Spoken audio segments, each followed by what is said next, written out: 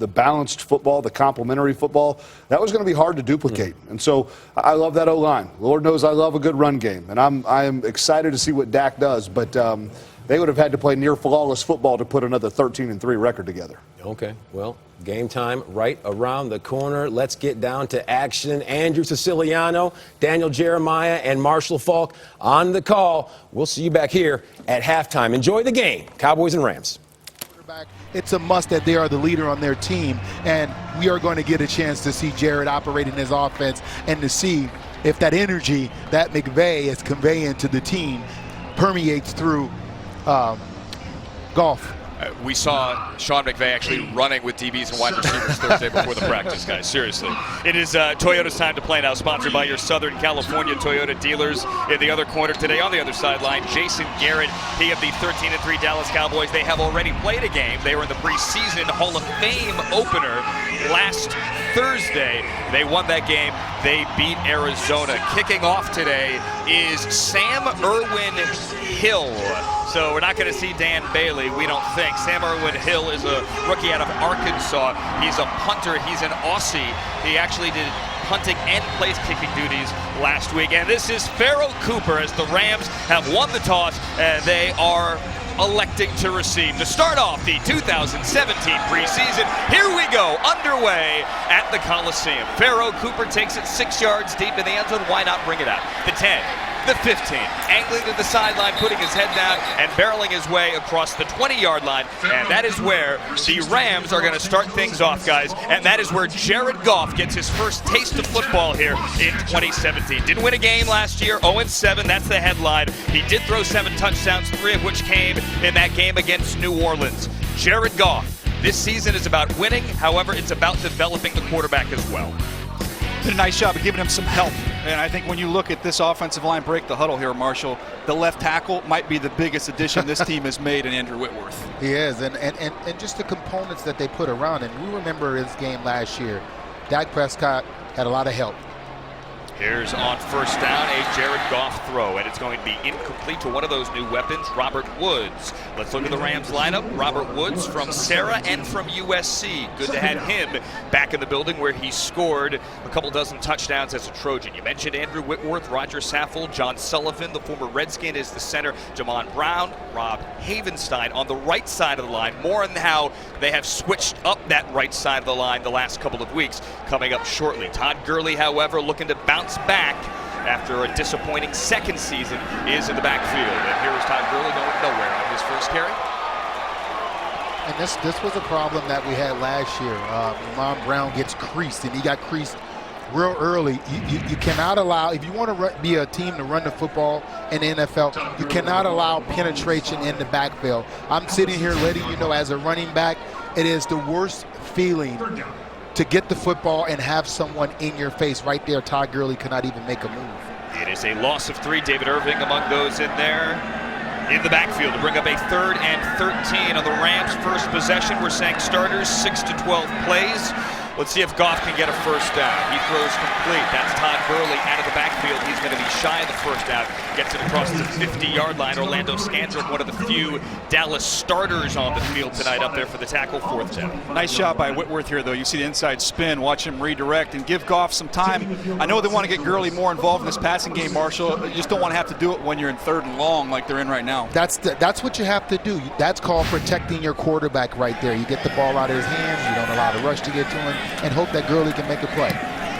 We have Lance Lenoir back to return this for the Cowboys, and that ball is loose on the 34-yard line. Scramble for it, and it's Rams football.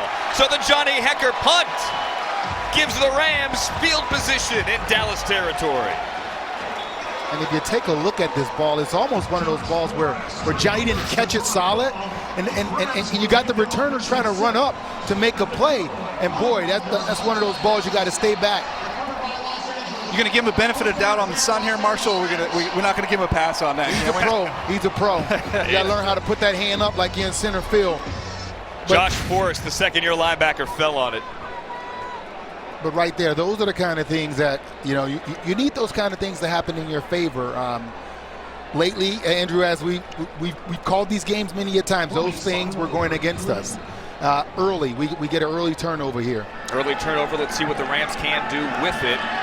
To the left side of the formation, check out number 18, Cooper Kupp. The rookie is in there out of Eastern Washington. All eyes on him as Goff gives Gurley, and again, really nowhere to run, this time over the right side. And that's just the off tackle play. And you watch the Dallas Cowboys, they're getting upfield. They just want to get penetration. Gurley creases way. It's all you got to get is get a nice crease and a seal block down. And boy, he could be off to the races. That's the Rod Marinelli defense too. Going to be slanting and moving at all times. It is a gain of 1 on second down. Play fake. Goff complete. There's Cooper Kupp across the 20. Kupp has a first down across the 15, ridden out of bounds on the 14-yard line. Cooper Kupp, first catch as a Ram. And this is something you can do with Goff to get him on the move where he's comfortable. It's clear sight lines, and he's already got a connection and a chemistry with his rookie wide receiver in Cooper Kupp, who is about as polished of a rookie wide receiver as you're ever going to be around. But I like the first you run that way, and then you set up the play action with the early run, and you get Goff out on the edge.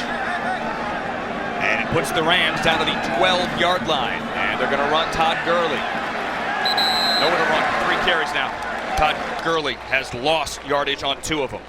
And I think Rod Marinelli has made a decision like, listen, we're going to commit to stop the run, and we're going to see if Jared Goff can beat us. And that's what it looks like right now. I mean, they had 8 guys in the box just now. This is where you get down in the red zone area here too. They've got 2 young tight ends that the Rams really like. Tyler Higbee is one of them out there on the field right now. This is a perfect opportunity to get the tight end in the game. Higbee's wearing 89, caught only 11 passes last year, but he had 7 in the preseason. Pharaoh Cooper is wide left. Also, Cooper Kupp is wide left. No gain on first down. Here's Gurley again. Has some room this time, trying to get to the outside. And the Cowboys quickly ride him out of bounds. The tackle there by number 57, Damian Wilson. Yeah, and this is just an off-tackle play right here. You get the seal block, and they leave a guy for Gurley. You make the guy miss, and you have an opportunity to score right there. But now we get to the money down. We get the 3rd down in the red zone, and this is where, for a young quarterback, we want to see the maturity, the process. It's going to speed up. The field is condensed. Can he make the proper reads and a proper throw? Rams need the 3 for new set of downs. This is 3rd and 6. Goff now out of the shotgun with Gurley next to him on the right. Goff looks left, throws left. That is caught. That is ball out. Robert Woods had it, lost it. Cooper Kupp falls on it, and that's a Rams touchdown. Hey, I'm talking about a perfectly thrown ball. This ball is caught, and it gave the receiver an opportunity to turn upfield. And listen, took a nice hit. Ball is fumbled and then recovered in the end zone. All right, they're talking about this. Craig Rolstad is our referee. Remember, all scoring plays are reviewed, and they're going to be reviewed back in New York, obviously, as they have been. Is a completed pass, fumbled and recovered in the end zone by Los Angeles for a touchdown. When they get the signal from New York, Greg Zuerlein would kick the extra point. Like he got a couple steps down there, Marshall. I mean, it appears that he took a couple of steps, but let's see. 1, 2. Yeah, I think oh yeah, he got a good it. 3 Anthony steps. Hitchens hit him. And Cooper Jeff Kupp, Heath couldn't get it. Yeah, we have to make sure we got to get that up close to make sure that ball was tucked away and it was not moving.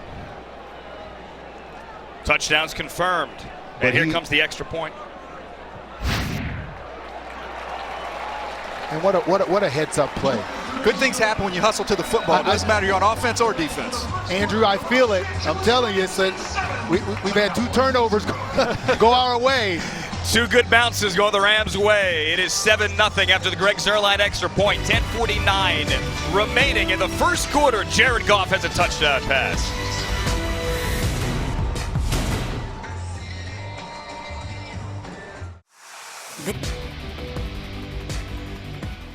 We're back with the Rams an early 7-0 lead after a 7-yard touchdown. Jared Goff to Robert Woods, recovered by Cooper Kupp.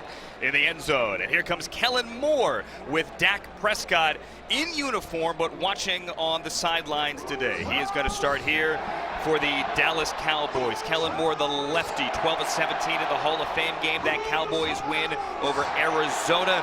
Undrafted free agent out of Boise, started his career with the Lions, worked there with Scott Linehan, the Cowboys offensive coordinator, and now is here backing up Dak Prescott. Also today, we're not going to see Ezekiel Elliott. Instead, it is the veteran Darren McFadden in the backfield wearing number 20, and he is going to take the handoff on first down, and he has a hole over the right side.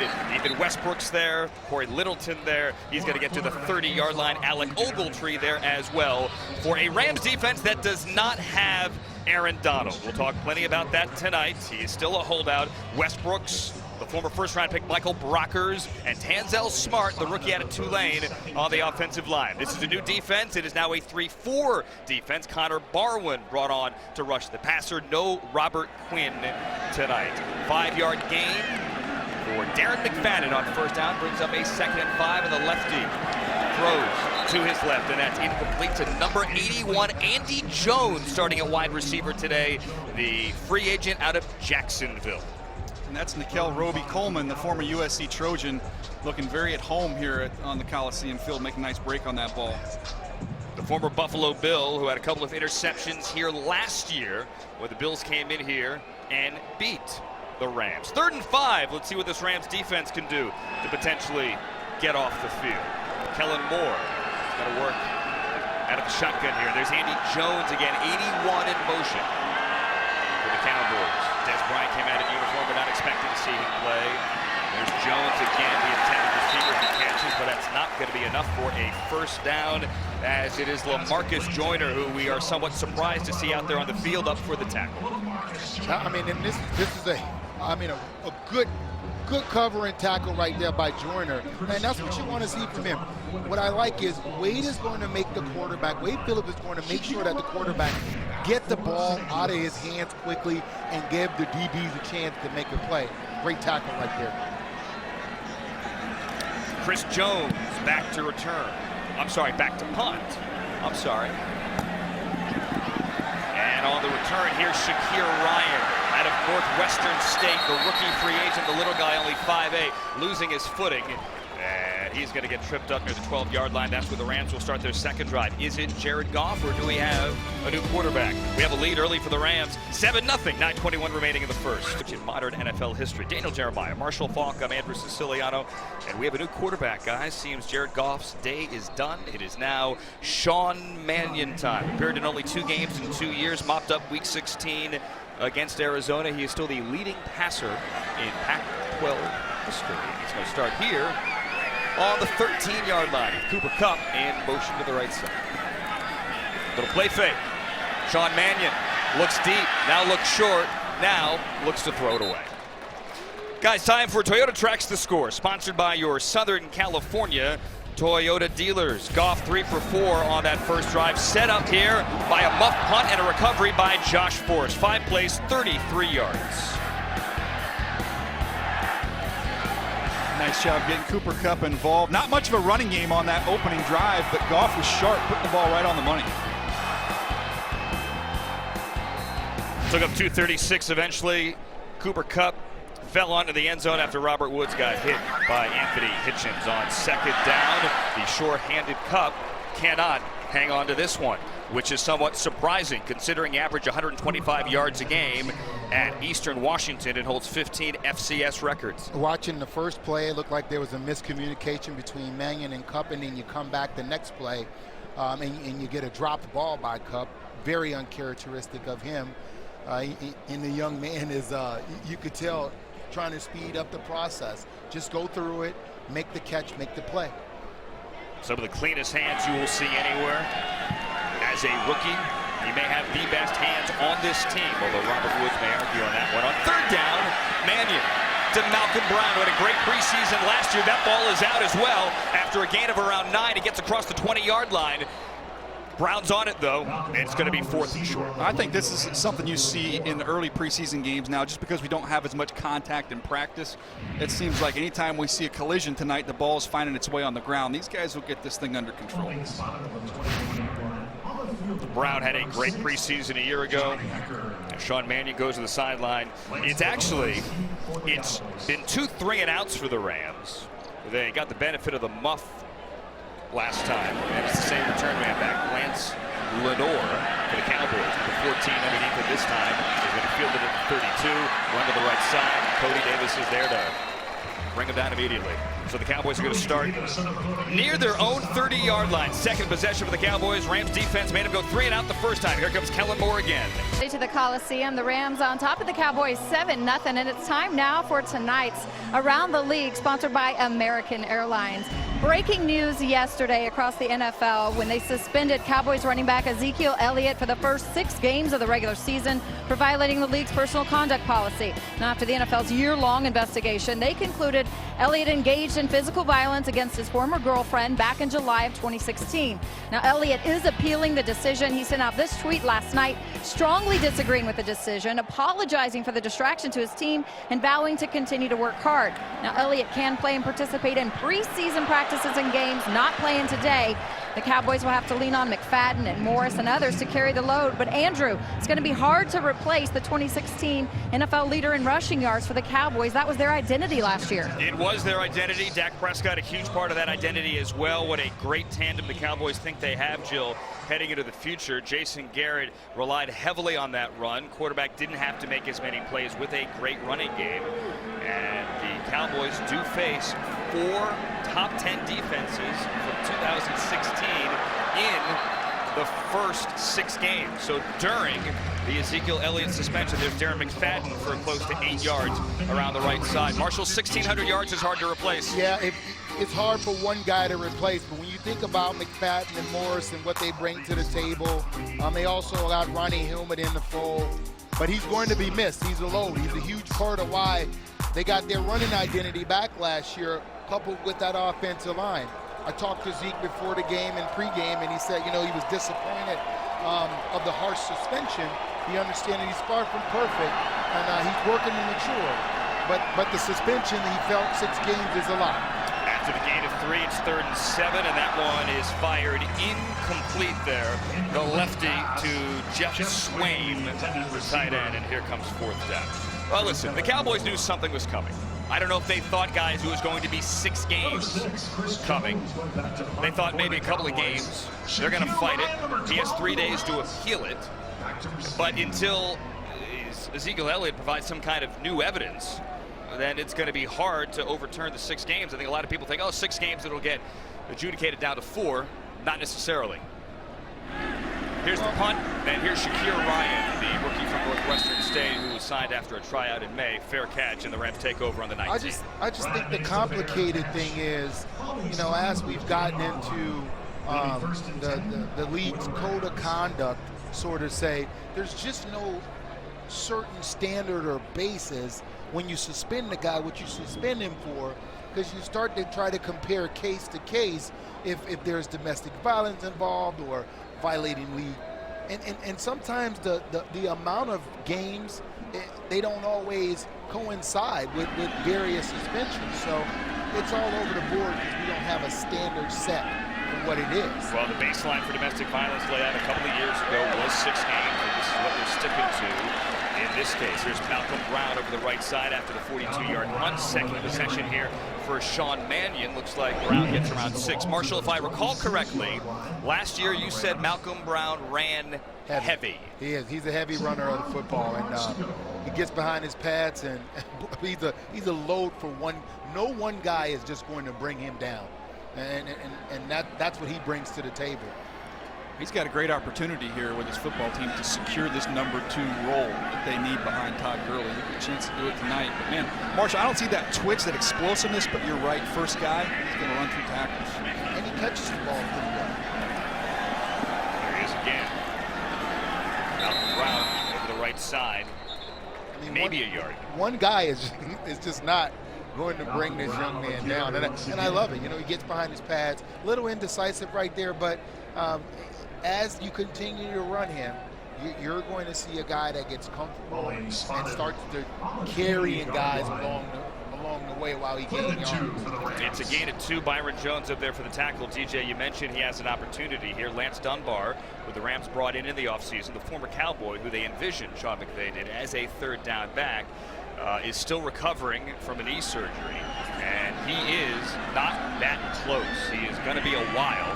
So Malcolm Brown, who again flashed last year during the summer, has a shot. Here's Pharaoh Cooper with the slant, the catch, the completion, and first down yardage to the 45. Pharaoh Cooper, now this is a crowded wide receiver group that we have now with Sammy Watkins coming. So we saw Pharaoh Cooper returning the opening kickoff, get a chance on special teams. Now you see him winning off the line of scrimmage with his physicality. Even though he played a little quarterback in college, Andrew, this kid is tough, and he's going to win with physicality at the line of scrimmage like you saw right there. They beat Sammy Seamster, who is in there at corner, as the Cowboys really have a lot of starters on the bench today. This is their second preseason game, and Pharaoh Cooper now lines up on the right side of that formation. Tyler Higbee, the tight end, in motion there to the left.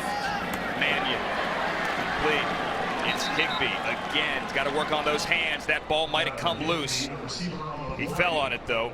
Duke Thomas there on the coverage. I just like how so far, if you've watched the quarterback play, these balls are balls that are being thrown to them so they can catch the football and make a move. They're not reaching for the balls. Those 2 passes that Sean Mannion has thrown, both of these balls are balls that allow his receiver to catch the football and then go get more yards. That's a gain of 3, 3rd and 6, or rather 3 out of 6 for Mannion for 19 yards from the 47 now. Holland 48. Mannion can't get the snap. Ball's rolling all the way back. Mannion's trying to fall on it. Scrum at the 19-yard line. Mannion finally fell on it, but that's going to be a huge loss to set up 3rd and maybe a 1/3 of the field. Tell you what, though, Marshall, as a former quarterback, that's textbook how you fall on a fumble. He curled up right next to it. Look at this slide right here. That's the best. No, he read that. Come on now. It was starting off his textbook. I'm telling you, he's starting practice off next week. That's the first drill. You got to go, hey, you got to slide and get your body around that thing. The intent was there. Yeah. It was Austin Blythe, the former Colt, in a waiver claim in there at center, second-team O-line there. And it's going to be 3rd now and 35. It's going to be the draw. Malcolm Brown's going to get some of it back. He's going to get to the 30-yard line, and it's going to bring up 4th and 25, a gain of 10 for Malcolm Brown. Man, a center's nightmare right there. You snap that ball over the quarterback's head. And you're like, oh my God, do I block or do I go run back there and get it? You can't figure out which one to do. Or do you kick it out of the back of the end zone, which from the 25 might have been rough. Lance Lenore back here for the Cowboys on 4th and 26. Was told Travis Coons, who the Rams signed on Thursday, the place kicker, may do some hunting today, but Johnny Hecker is still out there for now. Lenore with his 3rd opportunity at a return. Nelson Spruce from Westlake Village down there gets a hand on him, and Lenore is stopped at the 33. Rams the early lead, 7-0 here over the Cowboys. And it's what it's all about. You, first of all, you recognize the situation, you process the information, and instead of what they want you to do is think, you react and play football. Tavon Austin here in the slot, they give you 0 coverage. They try to run the safety back. Instead of making the throw to the sideline, you lead him up the field. The corner don't know how to find the ball. If you can process the information and just react like that, we saw that in the first drive. I believe that's the thing that's going to make him successful if he can continue to do that. That might have been Goff's best throw of all of his rookie season. Just dropped it in the bucket there to Tavon Austin. Darren McFadden on first down, a gain of 3 for the Cowboys, 7-0. This is good work for the Rams front right now because the Dallas Cowboys still have center, right guard, right tackle. Those are their dudes, so you're getting a chance to go up against one of the better right sides of an offensive line in the NFL. That would be Travis Frederick at center, number 72, a 3-time Pro Bowler. Zach Martin, Lyle Collins on the right side. We don't have Tyron Smith, the former Trojan, on the left side. He did not dress for this one. Terrence Williams into the game, number 83 on the top of the screen. As we have more pressured, and he's going to throw it away into the ground. Where'd that pressure come from? And that's signature. That's signature way right there, boy. Hey, we're going to trample the run all the way to the quarterback. Yeah, they faking the handoff, but don't slow down. Pressure the quarterback, speed him up, make him throw the ball before he wants to, and hope that he throw the ball to you. Longacre got there in 57. Casanova McKenzie got there for Wade Phillips. Hands down, my favorite Rams name so far, Casanova McKenzie. I think him and Romeo have been friends, I was Andrew? about to say that, DJ. You beat me to the punch. God bless. 3rd and 7 for Kellen Moore. McFadden picks up the blitz. The check down here. And a completion to Andy Jones, but the Rams defense holds firm. And that one stopped on the 40 as Nickel Roby Coleman and Cody Davis are up there for the stop. Rally to the football, Marshall. And I like it. I mean, you make the quarterback throw it quick, and then what do? You got what? 1, 2, 3, 4 guys, 5 guys around the football. And that's how you win in this league. You get off the field. A nice stand right there by the defense. Rams get another 3 and out. As Sam Irwin Hill, the former Arkansas punter, and Aussie is there. And Shake Ryan, who did have a return against the Chargers in one of those joint practices for a punt return touchdown, is going to call the fair catch at the 21-yard line. McVay pointed out, though, really wasn't a full squad punt return touchdown, but Shake Ryan, the little guy, has impressed here. It's a tough receiver room to crack, though, certainly with Sammy Watkins getting traded for yesterday. The penalty's 10 yards. They'll keep the ball. First down. All right, Craig Rolstad calls our first penalty of the day. They're going to call Tamarick Hemingway, the second-year tight end, for a holding, so back the Rams up 10 with 1:44 remaining here in the first. I think now is a great time for Sean Mannion to kind of settle this offense down and get some first downs, win on first down to make sure that when third down comes, it's manageable for you, so you're not hitting the check down and getting tackled and then getting off the field having to punt. Still have some starters out there. Still have Jamon Brown at right guard, Havenstein at right tackle. It's Malcolm Brown still in the game at running back. Mannion plays that. He's going to get buried right at the goal line. It's Taco Charlton, the rookie out of Michigan. They're going to say he's down at the 1. No Whitworth in the game right now. That's Pace Murphy, the backup left tackle, and just got beat clean by Taco Charlton, who, when you listen to the folks out of Dallas, say he's been struggling in camp a little bit, needed something to get his confidence going. I'm sure that'll help right there. Say Taco Saturday, DJ. There you go. I'll hit you with a bad joke if you took my bad No joke. Tuesday NFL games. No Tuesday NFL games that I know of, so Not yet. that's unfortunate. All right, that ball was snapped on the 11. The Rams now, after the 10-yard loss, are backed all the way up under the shadow of their own goalpost. Hard count. Cowboys don't jump. The handoff to Brown, and he's barely going to get back to the line of scrimmage. Maybe a yard. Really not a lot of breathing room. And right there, that's just good individual effort. You get hit in the end zone, and boy, you end up gaining 2 yards. First contact is right there at the goal line, and that's running heavy right there. Boy. Some kind of a weird way, Marshall, don't you think Sean McVay likes this situation you put yourself in right now? This is a chance to rep something in the preseason. You're going to be backed up on your goal line. You got to be able to get some room for your punter right here. Put the coaching tape on, and you have live things going you can coach on. Kyle Wilbur had that tackle. It's officially a gain of 1, and now it's a draw. Malcolm Brown straight up the middle has some room, but he lost the football near the 10. Rams have put the ball on the ground a lot today. Scramble there near the 9-yard line.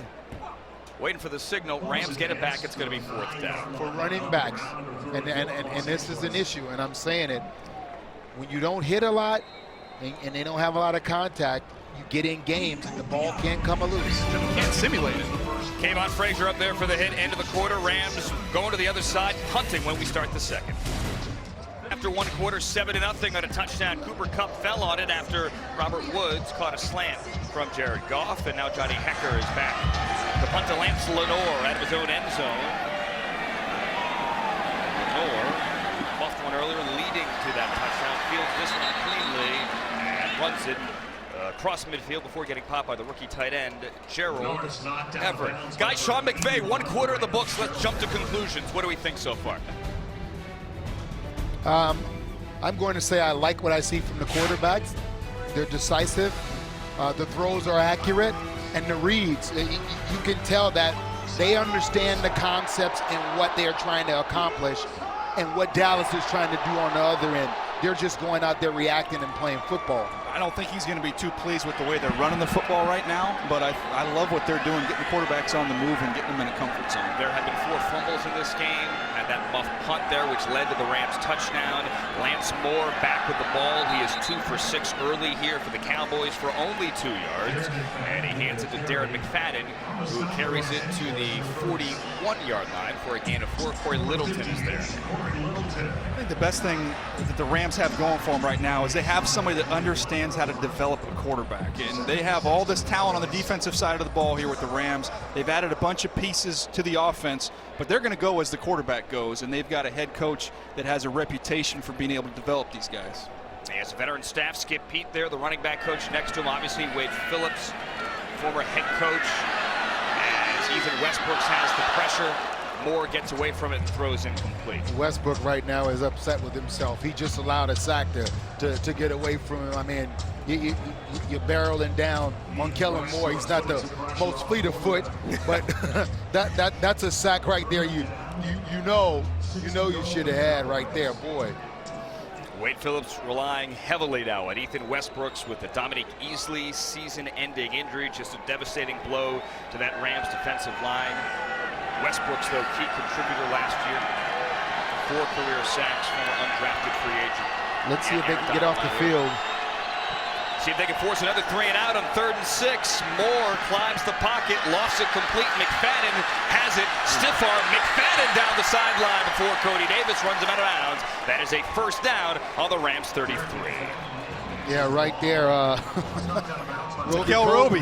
Yeah, hey, this is the NFL. You gotta make sure you wrap up. I was here watching Darren McFadden in Arkansas get beat by USC by about 700 points, and so I think Darren has some of that anger still pent up in him here in the Coliseum. Nikhil Roby-Coleman, 5'8", 178, and the stiff arm there to the head. Brings it out to the 33-yard line. That's Noah Brown, former Ohio State wide receiver in motion, wearing 85, and the run left again goes to McFadden, who lowers his shoulder, and he's running heavy, Marshall, down to the 26. Yeah, McFadden looks healthy once again. He's been banged up. He looks healthy once again, and right now he's picking his way through the Rams defense, showing some patience. The Rams, they're not getting any penetration. They're skating down the line. And that's exactly what the Cowboys and Darren McFadden want them to do. That's an all-pro center there, and Travis Frederick, too, creating all kinds of room. Bryce Hager up there on the tackle, 54. McFadden again. Cowboys finally moving the chains. McFadden into the secondary across the 20. Flag is out from deep in the secondary. They're going to spine it down to the 15. Yeah, they got a nice hold right on the linebacker on the second level. They got to bring this one back. Holding, offense, number 75, 10-yard penalty, replay, second down. They're going to get Byron Bell, the veteran offensive lineman. Yeah, you take a look. Byron gets to the second level, and right there, you got to let him go. And he held up Hager, who had made got the a tackle full on the handful previous there. play. You got to let him go. It's hard to hide the left hand inside the jersey, pulling it down at the neck. Might have been inside his T-shirt underneath his jersey. That's an old veteran move. You just can't extend. If you keep him close to you, they won't call it. But the minute your arms extend, they have to throw the flag. 2nd and 7 from the 30, a 7-0 lead. The quick hitter to the rookie, Noah Brown. Noah Brown breaks the tackle, and he's going to get a first down. He's going to get all the way to the 20-yard line for a gain of almost 11. Michael Jordan's got to make that tackle. He's got to break down and get him on the ground here. This is what they want to do. They want you to throw the ball short, rally to the football, and you got to tackle in the back end. Wade Phillips defenses are known for tackling well in the secondary, and this can't happen. Yeah, good pursuit there by Morgan Fox. I mean, you need guys to hustle to the ball, especially on those little bubble screens or slip screens. You got to get bodies to the football. Cody Davis eventually hung on for dear life and made the tackle and puts it now on the 19-yard line. Moore, plenty of time now under pressure. Gets away from it, rolling to his left, or to his right rather. Remember, he is a lefty, and he throws it away. Nice rush there by the rookie and Juan Price coming off the edge. And this is something he did a bunch in college, is use that leverage, get underneath. La'el Collins could have drawn a flag right there for going low with that rush, but he's a guy in college, I don't know if you remember, Andrew, played with the shorts on. the pants were pulled. Marshall, he had those Yeah. things up just about Very the thigh short. pad. Louis Tringapassat there as well. 2nd and 10. After more incompletion, 19-yard line, 7-0 early on here. Rams on top of the Cowboys. Moore with the delay. McFadden backs to the outside, multiple flags down. Juan Price turned to the official and raised his hand and said, "Where is it?" Yeah, just good penetration here, and you forced an offensive lineman to grab you. I mean, that's the next best thing to making the tackle right there, drawing the flag. I think they're going to get Byron Bell again, guys. 2nd time in 3 plays. Holding, offense, number 75. 10-yard penalty, replay, 2nd down. This is a little bit concerning if you're a Cowboy fan watching this tonight, because there are 2 new players who are going to be in this offensive line. Doug Free's not there anymore. Leary is gone. So a guy like Byron Bell's going to have to play, and this can't happen. He's about taking himself out of field goal range.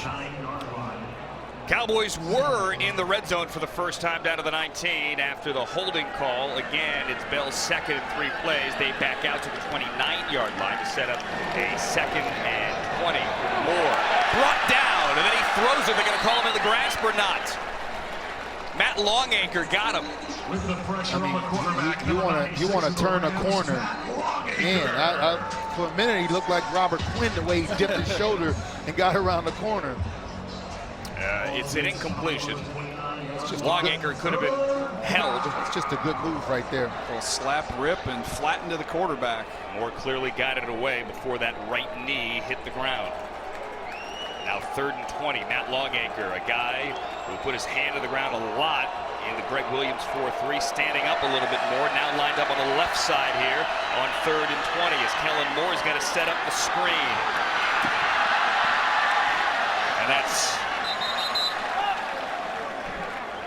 41, I beg your pardon, for the Cowboys. And they are going to learn and understand Keith Smith. down and distance here. The Cowboys are just trying to get in better field goal range. They want to get their kicker in field goal range, and that screen was perfectly set up by Kellen Moore. As a defensive lineman, you want to make sure you understand there's no free sacks in the NFL. If you're running free, something's wrong. You're getting that little resistance. You want to turn around and go the other way. 32-yard field goal try for Dan Bailey. Keith Smith, the fullback there from Covina on 3rd down. Bailey's kick is up, and with Dan Bailey, it normally is good, and it is. And the Cowboys are on the board. Rams on top 7-3. 10:20 remaining. 2nd quarter here in a beautiful night at the Coliseum.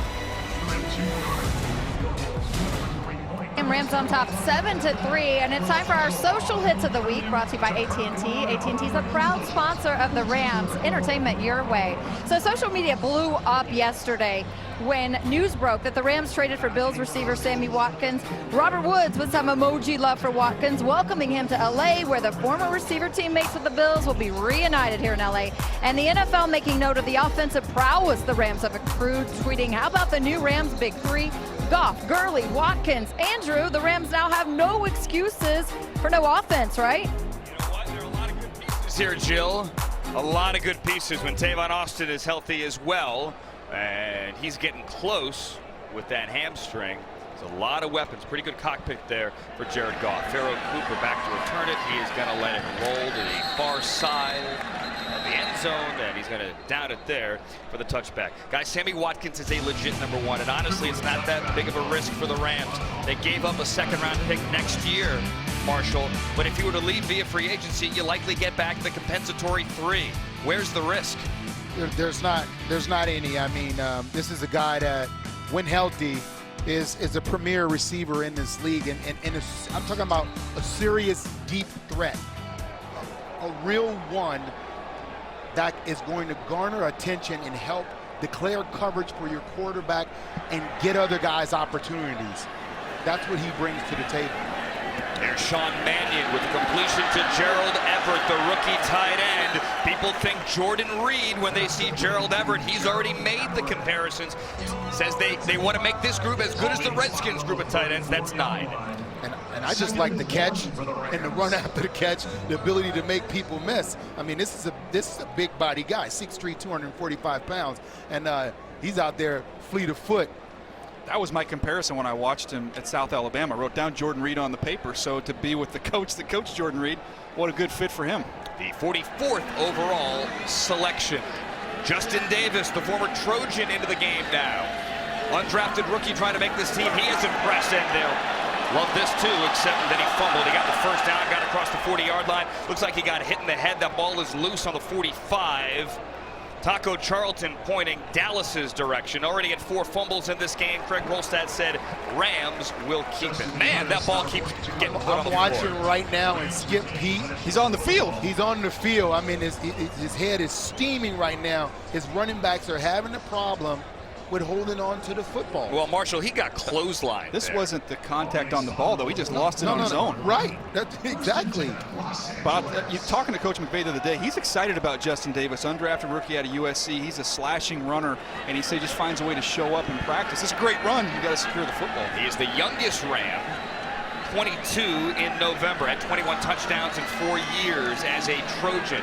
Hit in the head there by David Irving. Movement at the line and a flag. Offense, number 14, 5-yard penalty, still first down. All right, so some sloppiness here in consecutive plays. It is, and for Sean Mannion, this is your responsibility. If you're a rookie, yes, you know, you're a guy. You've been around the block a couple of times. Your third-year guy, you don't want to make the mistake of having to delay a game. That's on the quarterback. Sometimes you say it's on the play caller, but play was in already. It's a loss of 5 on that delay to bring up a 1st and 15. Mannion out of gun from right. There's a completion to the rookie Cooper Kupp. Already a fan favorite, and he breaks a tackle and gets it all back in a first down. Cooper Kupp has some punt return history, and you see that after the catch with what he's able to do, make people miss and get you some extra yards. That's what the Green Bay Packers have done a great job for so long, is finding guys at the receiver position that have a return background. You see it after the catch right there, Marshall. Yeah, I mean, when you draw that up, that's going to be, what, a 16-yard reception, but it was actually a 5-yard reception, and he got the rest with his feet, and that's what you need your receivers to do. It is officially 16 yards, the most decorated receiver in FCS history. Play fake, now Mannion throws it short. There's the second catch for Gerald Everett, so this drive is all about the rookies here. 2 catches by Everett, 1 by Kupp, and the run there by Justin Davis. Pretty instinctive by Everett there, too, to just settle down and get north and south. And for a young player, when you're scouting at a game like this, you want to see, hey, can you just make the first guy miss? That's on you. Show me something. And so far, so good for 81 here, the tight end, Gerald Everett. I mentioned that Redskins comment where Everett early in camp said he thinks this Rams tight end group can be better. Redskins tight end group, Sean McVay tells us that he told Everett basically pipe down. He said play a preseason game first. We get on the field for 2nd and 7. Again, the gun, the throw right. There's Pharoh Cooper, second-year receiver, part of last year's class. And Cooper to the boundary, gets a first down. Xavier Woods there. And I just like the throw. I mean, the throw is exactly where it needs to be. You throw an out route, you make a mistake out wide. Okay, you make a mistake inside, you can add that up. That's 6. Don't ever be late to the flat, and that was on time, on the money. Officially a gain of 8. Pharoh Cooper now wide to the left on first down for the Rams. Sean Mannion's putting a nice little drive together. Gonna hand to Justin Davis, second carry. Davis, wow, he's really looked good in camp, and he's looking good here today in his debut as a pro. Gets to the 18-yard line before Duke Thomas brings him down. There's just a little patience here, and then it's not speed to the hole, it's speed through the hole right there. That one cut sealed the play, because there was a free hitter coming from the backside that he just exploded by. And there he is protecting the ball like he should. Great vision there by Justin Davis. From Stockton, Lincoln High School, Justin Davis again over the right side. Davis balls out.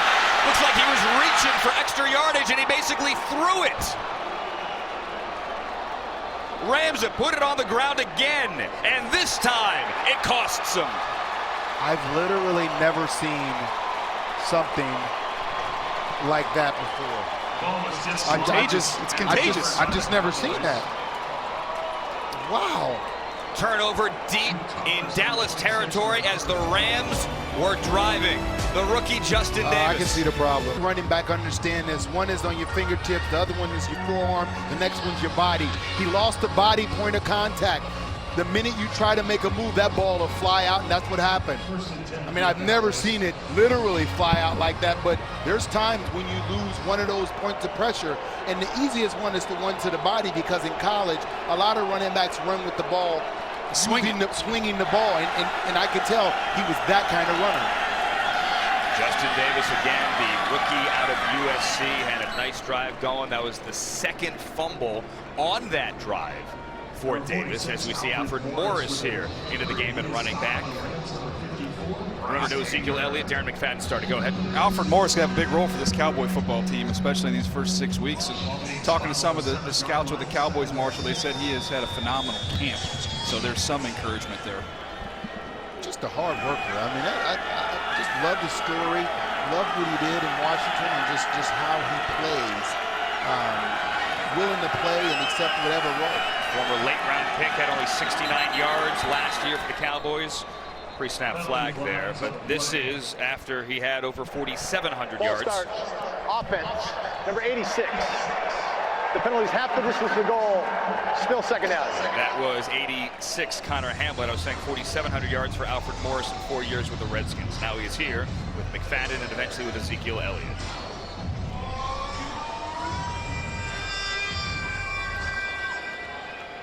Let's see if the Rams can crank up the pass rush here. Our guy Casanova, what's he got for us here? Casanova McKenzie, number 57, DJ. Is that who you're referring to? That's who we're talking about. Practice squad last year, 3-year starter at Auburn. Watch for him. Or you can watch for the run over the right side. Rams stout there in the middle of that offensive line. Number 60, Kevin Davis. I really like how the interior parts of the Rams defensive line, how they've handled the straight ahead running game.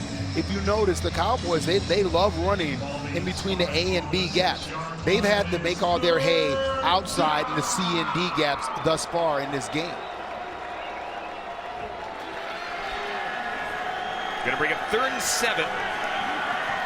See if Wade Phillips can figure out a way to get a backer on a back. Screen or draw. You got to watch out for it. Backers on backs. Equals sacks. There you go. Need the 13-yard line for the first half. Crowds get loud. One of the play clock. Moore steps up, throws Noah Brown, the rookie there, is going to slide down, and he's going to make the catch. And Troy Hill, the veteran DB, is going to get up there and make the tackle. Yeah, you cannot slip down. I mean, you fall, and you leave a guy open, and right there. I'll tell you what, you couldn't tell. Kellen Moore's had a rough game so far, Marshall, but right there did a nice job of climbing up in the pocket and buying some time. Second catch for Noah Brown as Nickel Roby-Coleman goes Superman over his back there. It's good for 11 and a first down to the 16-yard line. They're going to run again. Alfred Morris, nowhere to go. Hemmed in and eventually brought down. Morgan Fox had the pursuit of the weeks on the backside. And right there, you get the edge. You get the edge set, and once you set the edge, and then it allows the interior part of the defensive line to pursue the ball. If you're going to play 34, your outside linebackers, when the ball is ran to them, they must set the edge outside arm free. Matt Longacre did a really good job with that. Fox and Longacre combining for that one brings up a 2nd and 11 and officially a loss of 1. Under 3 to go now, first half. Rams on top, 7-3 over the Cowboys. Moore wanted the ball. I know they're going to blow it dead. He pumped his leg. Might have had some movement on the left side of the line. The ball was snapped. Timeout. Dallas. This is their first charge timeout. Cowboys going to take a timeout. We're going to take a break. Rams again on top, 7-3, approaching halftime here on a beautiful night at the Coliseum. The Rams on top, 7-3 over the Cowboys. And stay tuned for the Rams on 2 halftime show. Jim Hill and Jim Everett will get you all of the stats from the first half. Highlights. We head back to the studio for those stats from the first half, plus a look ahead to the second half of action. That's on your Rams on 2 halftime show, thanks to your helpful SoCal Honda dealers. All right, Joe, thank you. Jim Hill, of course, the hardest working man in show business, bar none. No doubt about it. No doubt about it. No doubt about it. And maybe the smoothest as well, Marshall. Without a doubt. That's Marshall Falk, Daniel Jeremiah. I'm Andrew Siciliano. Jill down to the sideline. And Eddie Klippinger as well. We'll be back with us shortly. Kellen Moore, 6 of 13, now 6 of 14. That one knocked away at the line. Might have been Tanzel Smart, the rookie out of Tulane, number 92. Or it could have been Bryce Hager, 54. Let's get a second look at that one. It is... I think Tanzel Smart got it first. Tanzel Smart, to me, reminds me a little bit of Grady Jarrett when he was coming out of college. And that's a good comparison. Talk about somebody that's undersized but has some burst and has a little wiggle to him as an inside penetrator. 3rd and 11 now from the 16-yard line. See if the Rams defense can get off the field. Cowboys converted earlier on 3rd down. And here's a completion, but it's going to be right at the sticks again. It's going to be actually Rico Gathers, a beg your pardon. It's not going to be McFadden. It's going to be 80. It's going to be the tight end, the former Baylor basketball player, had a touchdown last week, and he's going to be shy of the first down. They converged on his ball, but Rico Gathers, such a big man. I mean, he caught that with straight mitts. Yeah, that's a big dude. You tell a guy reach out and catch a ball. Man, that was like a rebound. Morgan Fox, by the way. Yeah. Just obliterated somebody on that pressure right there. That's what you want to see. Get a little space. Some power rush from Morgan Fox. Morgan Fox has been in the backfield. Matt Longanker has been in the backfield, and we are at the 2-minute warning. Rams going to get the ball back. Shakir Ryan with a chance at a return when we return here late in the second. Call it 2 series technically by Jared Goff after the muff punt here by the Cowboys led to a touchdown, and the Rams have a lead 7-3. Now the 2-minute warning. Mannion and McVay are going to get another shot here. Shakir Ryan, the rookie out of Northwestern State, is set to return this one. He stands on his own 24-yard line. Thanks so much for joining us. Beautiful night here at the Coliseum. The punt is away, and the punt is an awful one. It's going to go out of bounds on the fly on the Rams sideline near the 45-yard line. Great field position. Guys, Justin Davis had trouble on that last possession. Put the ball on the ground twice. This is one thing that you do not want to have a problem with as a running back. I already know Skip Pete is in his ear. I saw Todd Gurley talking to him. Coach McVay even spoke to him. It is important.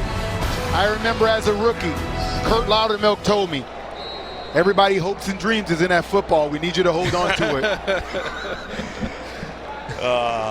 And you got to hold on to the football. Look, it can get in your head, Marshall, I'd have to imagine. Oh, man. Movement on the line. And a pre-snap whistle. It tells you what they think of him as a player, though. After 2 fumbles, he's still out there on the football field. And they do think a lot of Justin Neutral zone Davis. infraction. Defense, number 99. 5-yard penalty. Still first down. Charles Tapper, who had an injury-plagued first year, jumped off sides, gives the Rams 5 and puts them just shy of midfield. Here's what he's fighting right now. As a young player, he's fighting the thought process of holding on to the football, and that takes away from your ability to run the football effectively. Thinking too much.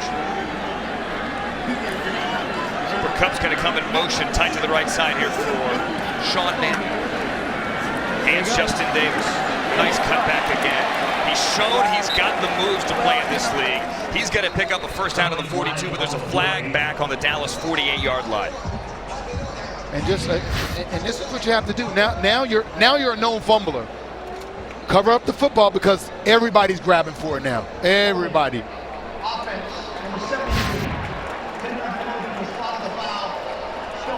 It's coming back as they call Pace Murphy for a hold. Yeah, Pace Murphy's had a tough one so far. He's been beaten for a sack by Taco Charlton and just negated a nice run right there with the penalty. Marshall, I'll tell you what, the Justin Davis, I love the way he's running. Just needs to go ahead and bring the ball with him. The patience, the explosiveness once he makes a cut, and the willingness to deliver the blow. But protecting the football is a must in this league. After the hold, it is a 1st and 12, and nowhere to go there. Justin Davis did, however, hold on to the football as it was number 58, DeMontre Moore, the well-traveled DeMontre Moore that hit him a couple of yards deep in the backfield. Ball's on the 40. And that's probably the best thing for him. You get a hit like that, you hold on to the football, your confidence starts to build. Rams have all 3 timeouts. They're not going to use one. Clock moves on 2nd and 14. Davis over the middle with the reception.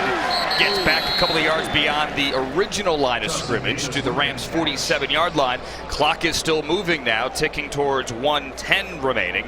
And the Rams are going to keep all 3 timeouts here. It's a gain of 7. I'd like to see him get Gerald Everett down the seam here. As a tight end, he can really, really run, stretch the seam, see if you can't get a big chunk play right here. Clock winds now, under a minute remaining in the first half. Taking you back inside the studios, Jim Hill, Jim Everett coming up at the half. Rams seem happy to let this clock run down. Play clock now under 10. McVay looks like he's ready to use one of those timeouts, and he does with the play clock at 2. 36 seconds to go, sets up a third down. You mentioned Gerald Everett. DJ, let's take a look at that Rams draft class. He was the 44th overall selection and their #1 pick on the second day of the draft. Heavy on the offense early. Yeah, they went heavy offense. That's the trend here for the last few years. But we've already seen Gerald Everett make some plays. Cooper Kupp with a touchdown tonight. We've seen Tanzel Smart get in the backfield as a defensive tackle. And we've seen Juan Price get in the backfield and generate some pressure. So far, so good in a draft class without a first-round pick. And to not have a first-round pick, I'm going to say Les Snead did a great job maneuvering and getting picks and getting guys to help his team without having that star #1 pick being drafted in the first round. This draft class is pretty darn good. Interesting on their drafts. This year, first 2 picks offense. 2016, first 4 picks offense. 2015, first 7 picks offense. Paul McRoberts into the game, new number. He's wearing 19. Remember, he wore 8 last year in the preseason. He's wide to the left on 3rd and 7. Let's see what Sean Mannion can do. Mannion, you wanted Gerald Everett, DJ, down the seam. Would you take the cross for the first down? Yeah, I'll take it. Okay. You can see the burst, Marshall, at the top of his route, the quickness that he possesses to generate some. Offense. 10-yard penalty. Replay. 3rd down. And it's Davis this time with the hold. Yeah, that's the other element of the game. Not just holding on to the football, but probably more important than holding on to the football is protecting the quarterback. And right here, he's tried. You got to step into the trees, and you got to try to deliver the blow. And then from there, it's a fight. You got to fight to the end. And that's a full takedown right there. You're supposed to lose that battle, but you got to put up a better fight. So in scouting, we say you got to put your face in the fan, Marshall. That's it. You know you're going to lose. He took down Mark Nuzachu. Beg your pardon. And here's Justin Davis on the delay. Davis has proven he could be a good open field runner here. He's proven he can put his foot in the ground and make a move as he takes it to the 50. He's slithery. Hey, Slithery runner. Listen, he's elusive, and there's no wasted motion when he makes a cut. He loses no Second speed. charge timeout. Dallas. This will be a 30-second timeout. He stays north and south. That's what I love about him. He's not getting caught trying to get lateral, not tippy-toeing around. He is vertical. As soon as he can, one cut, get upfield. But it's the setup too. It's the setup, the straight line running to allow your blockers to make their blocks before you make a cut. And oh yes, yeah, you guys have seen it at home. 2 hands on the ball. He held on to the ball there. Eventually, beg your pardon, Xavier Woods brought him down. All right, so a timeout's been called here by the Cowboys. Dallas has 1 remaining. It's 4th down. Davis couldn't get it all back, so Johnny Hecker is now on to punt here for the Rams with a flag down in the backfield. Lenore's going to point to it, and it's going to go out of bounds on the fly on the 20-yard line of the Cowboys. This could be on the Cowboys. Craig Rolstad, our referee tonight. Could be somebody grabbing to try to get somebody free. Because they went for the block there.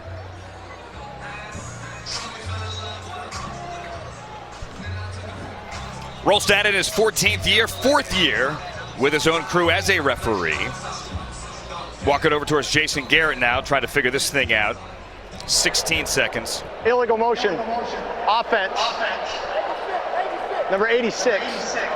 That penalty will be tacked on to the end of the punt. 1st down, Dallas. And they get Nelson Spruce, who had a great opener to his preseason last year. And then had the injury, never got on the field after that. Spruce had a tackle earlier today on special teams, but this one he gets flagged. See the look on McVay's face, guys, after the 5 fumbles, the penalties, and the backups on that last drive. Kind of wearing on them. They got a lot to teach. A lot of stuff you can go over in the tape room tomorrow for the Rams, but we find themselves leading the football game right now as we're getting ready to go into half. It's 7-3, and they say winning is everything in the preseason. It's some of the thing. And a lot of the other things can get somewhat annoying, because when you're constantly putting the football on the ground, you're not going to win in the regular season, or for that matter, the postseason. Kellen Moore with the dump off here, and that's Alfred Morris who breaks one tackle. Morris takes it to the 43-yard line with 8 on the clock, and Dallas takes a timeout. Kevin Peterson, Third and final the corner. charge timeout. Dallas, there's a 30-second timeout. See Jason Garrett smiling. Kevin Peterson, who's impressing people in camp up there for the tackle. Kevin Peterson's going to have to make this football team on special teams. I mean, that's gonna be his bread and butter. I'm just trying to figure out what the Cowboys are doing. What are here. they doing? I'm assuming they're going for the Hail Mary. You have Rico Gathers out there. Can Kellen Moore get it there? And that's not a joke. Do you think he can get it there? The ball is on his own 44. Wade Phillips looking on. Yeah, and you have to understand what you have here. You got a left-handed quarterback, so they might roll him left. They need to get 10 yards and then get a shot at a Hail Mary if that's what they're going to do. They have Jones, Brown, and Gathers to the left of the formation here. Kellen Moore is going to step up. Kellen Moore instead throws to the right, throws out of bounds with 1 second on the clock. They're going to have one more play. The intended receiver there, number 18, Brian Brown. Any Brown will do. I'll go ahead and put a bag of donuts on it. Yeah? That Kellen Moore can reach the end zone. He's going to have to climb up there, but he can reach it from here. What kind of donuts? I'll go assorted. Assorted? Yeah. Okay. Marshall, you want in on this? No, No? I gave up on donuts. I forgot. I forgot. Are we talking Krispy Kreme? Marshall or avoiding the Dunkin' training Donuts? table Go these right to the days. top of the chain. Okay. Marshall's back to his playing way. Oh, they're going to take a knee. And I wanted donuts. 7-3. That is the end of the first half. Yes, it is, Craig Rolstad. Rams have the lead, 7-3. Cooper Kupp fell the ball. Is he Zeke? No, but I think he can give you 4 yards in a cloud of dust significantly where you can stay on pace to kind of stay in rhythm of what we've known them to be. All right, second half underway at the Coliseum. Andrew Siciliano, Daniel Jeremiah, Marshall Faulk with the call. We'll see you after the game. Rams get a touchdown on the board early when Robert Woods fumbled a Jared Goff completion into the end zone. Cooper Kupp fell on it, and the Rams have themselves a 7-3 lead, guys. I think we're looking for some encouragement here with the Rams. You're looking at all these young players making plays in the first half. Hasn't always culminated in points, but you're seeing some guys that can really run. This is a more athletic football team, especially on the offensive side of the ball than last year. We have a new quarterback. It's Cooper Rush into the game here for the Cowboys. 9 of 18 with a touchdown in the Hall of Fame game a week ago. The undrafted rookie free agent out of Central Michigan. Cooper Rush, second in MAC history, career passing yards, nearly 13,000 passing yards. He once threw 7 touchdowns, Marshall, in something called the Bahamas Bowl. Wow. I think 7 touchdowns, period, is a lot. But if you put him into this game, they're trying to run with him early. The Rams' interior defensive line, they're committed to stopping the run, and they're going to try to put the pressure on him to make some passes. There's Cooper Rush throwing over the middle, and that is a completion, and that is a first down here for the Cowboys. That's to number 89, Blake Jarwin, the tight end, to the 38-yard line. That's Marquis Christian flying around. I like to see that, but you got to break down and make the tackle.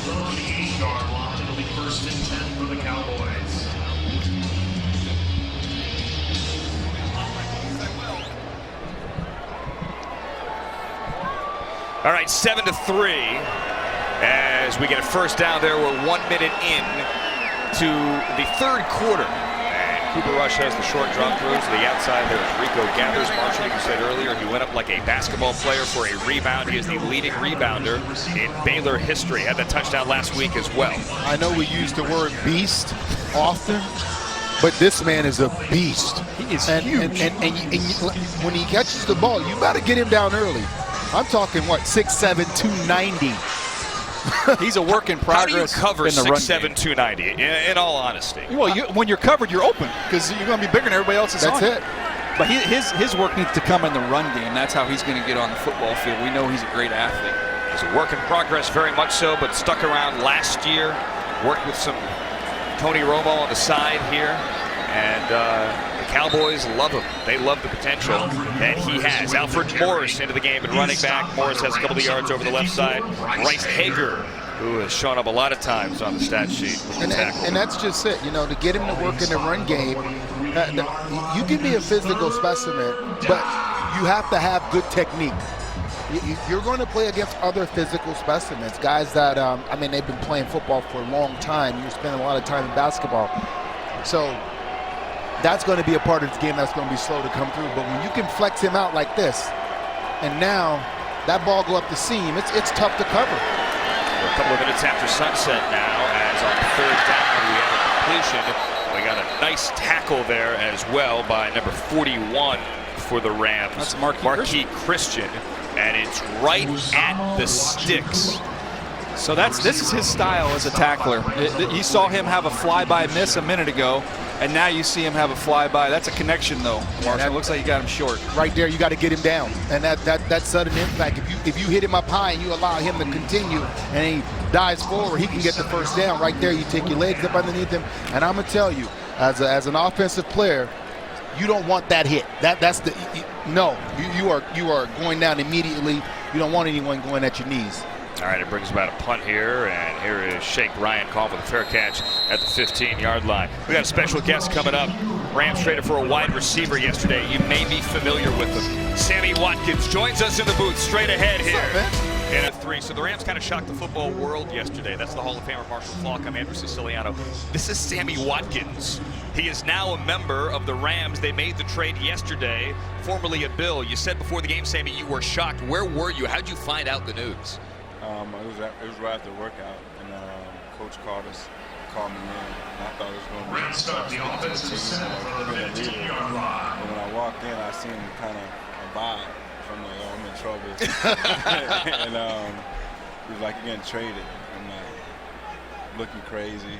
And he said, you're getting traded to LA Rams. I'm like, here's Justin Davis down the sideline. Big run here for Justin Davis. And you said to Sean McDermott, I can do LA. Yes. I just feel like, man, nice weather out here. They got a great team already. They can add me on, and we can win some games. And that's what it's about, winning games and having fun. And I'm down for that. Sam, in the last year and a half, battling injuries. You say you're healthy right now. What is it like understanding you're coming to a team with the head coach who's offensive minded and understands how to get the best out of players and what they like to do? One thing is I'm healthy, so whatever you need me to go out there, blocking, going in there, getting some safeties, I'm down for it. But just to see his offense and watching him playing those guys, everybody's getting the ball, from the tight end, running back, the slot. I can't wait to be a part of it. Robert Woods, you have Tavon Austin, you got Todd Gurley, you got Jared back there throwing the ball. I just can't wait to be a part of it. You were asked before the game about your contract situation. Bills didn't pick up the 5th-year option, right? So this is the final year of your deal. Do you see LA, Sammy, as a place where you can be long-term? Most definitely, but I first got to handle, on the field. I got to control what I control. And once I be myself on the field and have the season that I'm going to have, the contract situation to play out the way it should. What do you want people to know, Sammy? Because when a team doesn't pick up a 5th-year option for a guy like you, people go, wait a minute, what's going on here? Yeah, I can't control that. All I can control is being healthy. And once I'm healthy and I'm going to be out there, I'm going to be at the elite level like all the other wide receivers being mentioned. The question just been my health, and I'm healthy now. So they're going to see the old Sammy Watkins, Clemson, and I'm going to be out there having fun. Sammy, similar to you, I was traded to the very same Rams. And I remember that feeling of coming into a new locker room. What has that been like? Different set of circumstances. You're coming in while they're getting ready to play a game. What has it been like since you've been here, the short amount of time that you've been here? Great vibes. It's LA, so everybody's chill, cooling it. And I met the coaches and the general manager. Everybody seemed pretty calm and collected. And some guys I played with or played against, so that's the good thing about just coming in the locker room with brothers. Everybody from the same thing, from college to the NFL with brothers. So I just got to gain these guys' trust on the field, in my play, once I do that, I think it'll be just like a new team. Well, your new brothers are going for it here, Sammy, on 4th down, and there's a completion to Paul McRoberts, who you're going to be joining in the wide receiver room. Sean Mannion with the completion here after a nice Justin Davis run and a Nelson Spruce completion. Here is a first down. You want to break down the play here for Paul McRoberts, Sammy? What do you say? I see the quarterback gave him this angle. A great job. Looked the safety off. The guy ran a slant. He was open. Just a great throw and a great catch. You got a future of this, too, if you want. Now we got to keep him on the field. You're trying to take my job. You ain't telling him your part. You're telling him my job. 32-yard line here. Sammy Watkins is in the booth with us, the newest Ram. You mentioned your brothers here. Nikel Roby-Coleman is here. He spoke glowingly of you yesterday. Robert Woods is here as well. He signed as a free agent. Former Trojan came home in the offseason. What did they tell you? Or how did they blow up your phone when the news came down? Rob hit me right after that happened, and he just let me know, man, you're coming to a good place. These coaches letting us own the locker room, own this team, and it's on a good start. And I'm just ready to just be a part of it because I know what I can do on the field, and I just got to gain the coaches' trust and get on the right page as Jared, and get this thing started off. Man, you didn't complete there to Gerald Everett. How long does it take, Sammy?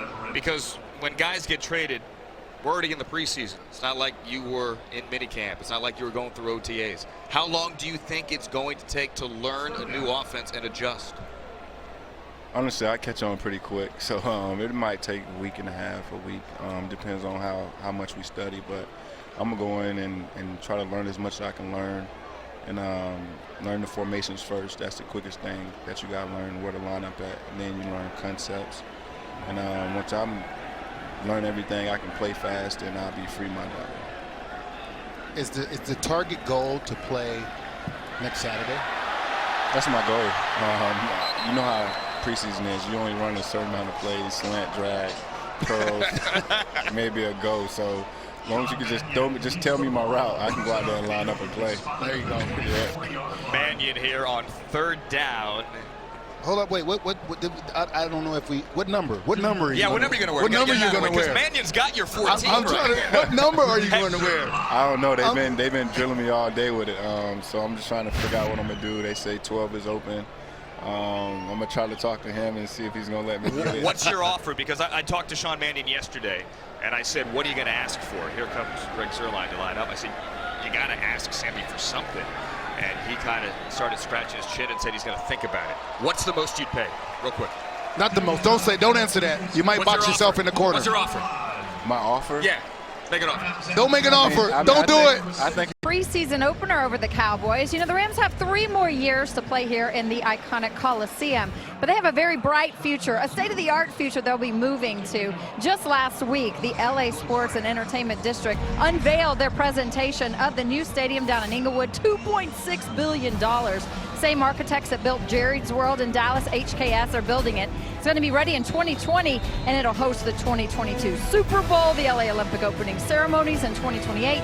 I saw it, guys. It's spectacular. A world game changer for sports entertainment venues. Absolutely, Jill. I flew over it on Wednesday evening, and again, work is being done. It does look spectacular, and the Rams look forward to moving into it. Just one extra year here at the Coliseum. That's all it's going to take. Lance Lenore with the return there after the Greg Zuerlein field goal. And the Cowboys come out of the 17-yard line. Daniel Jeremiah back in the booth. Marshall Falk, Andrew Siciliano. Sammy Watkins up here before. Marshall didn't want to put any money on the table yet for that number 14. Can't let him do it. Can't let him do it. I actually had to buy my number when I got to the Colts. Who'd you buy it from? A guy named Ed Tolner. And? Yeah. It cost me a case of beer a week. For how long? Ed drives a hard season. That's it? That's a lot. Was it at least good beer, Marshall? Oh, yeah. Cooper Rush, deep ball down the right sideline, and that is complete across the 40 to number 18. That's the other Brown. There are 2 wide receivers. That is Brian Brown for the Cowboys. Kevin Peterson with the coverage. I mentioned earlier Kevin Peterson going to have to make this team on special teams. As a corner, when you watch him at Oklahoma State, I like the instincts that he has. He's got to play the football better, and you saw an example of it right there. But Marshall, whether or not he's on this roster is going to be determined what he does on 4th down. You got to play teams. That's just it. If you wanna, if you're not in that starting rotation, you have to play teams. It's a gain of 25. As Rod Smith is into the game now, and he is running over the left side, and he's putting his head down with a flag down. Looks like a hold, and it looks like that one's going to be wiped out anyway. Holding. Offense. Number 61. 10-yard penalty. Replay. First down. All right, let's go down to the sideline. Danny Kluppinger with a key Rams off-season edition. Danny. That's right, Andrew Whitworth. We've got you here in an LA Rams uniform. 11 seasons with Cincinnati. Is it weird to come out here and play for another team? It's definitely different. Sitting in the locker room today, just thinking about my first time out as a Los Angeles Ram, but it was exciting and a lot of fun, and just good to get some of that nervous energy out and get it over with.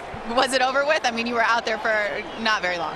Yeah, you know, we wanted to try and get a score with the first group, and got a great break there with the turnover, and we're able to do what counts, and that is when you can make those turnovers turn into points. It makes a huge difference in NFL football games, so I was happy to be a part of it. You told me that you're all about observing so that when you talk, it means something. What have you observed so far in that offensive line room?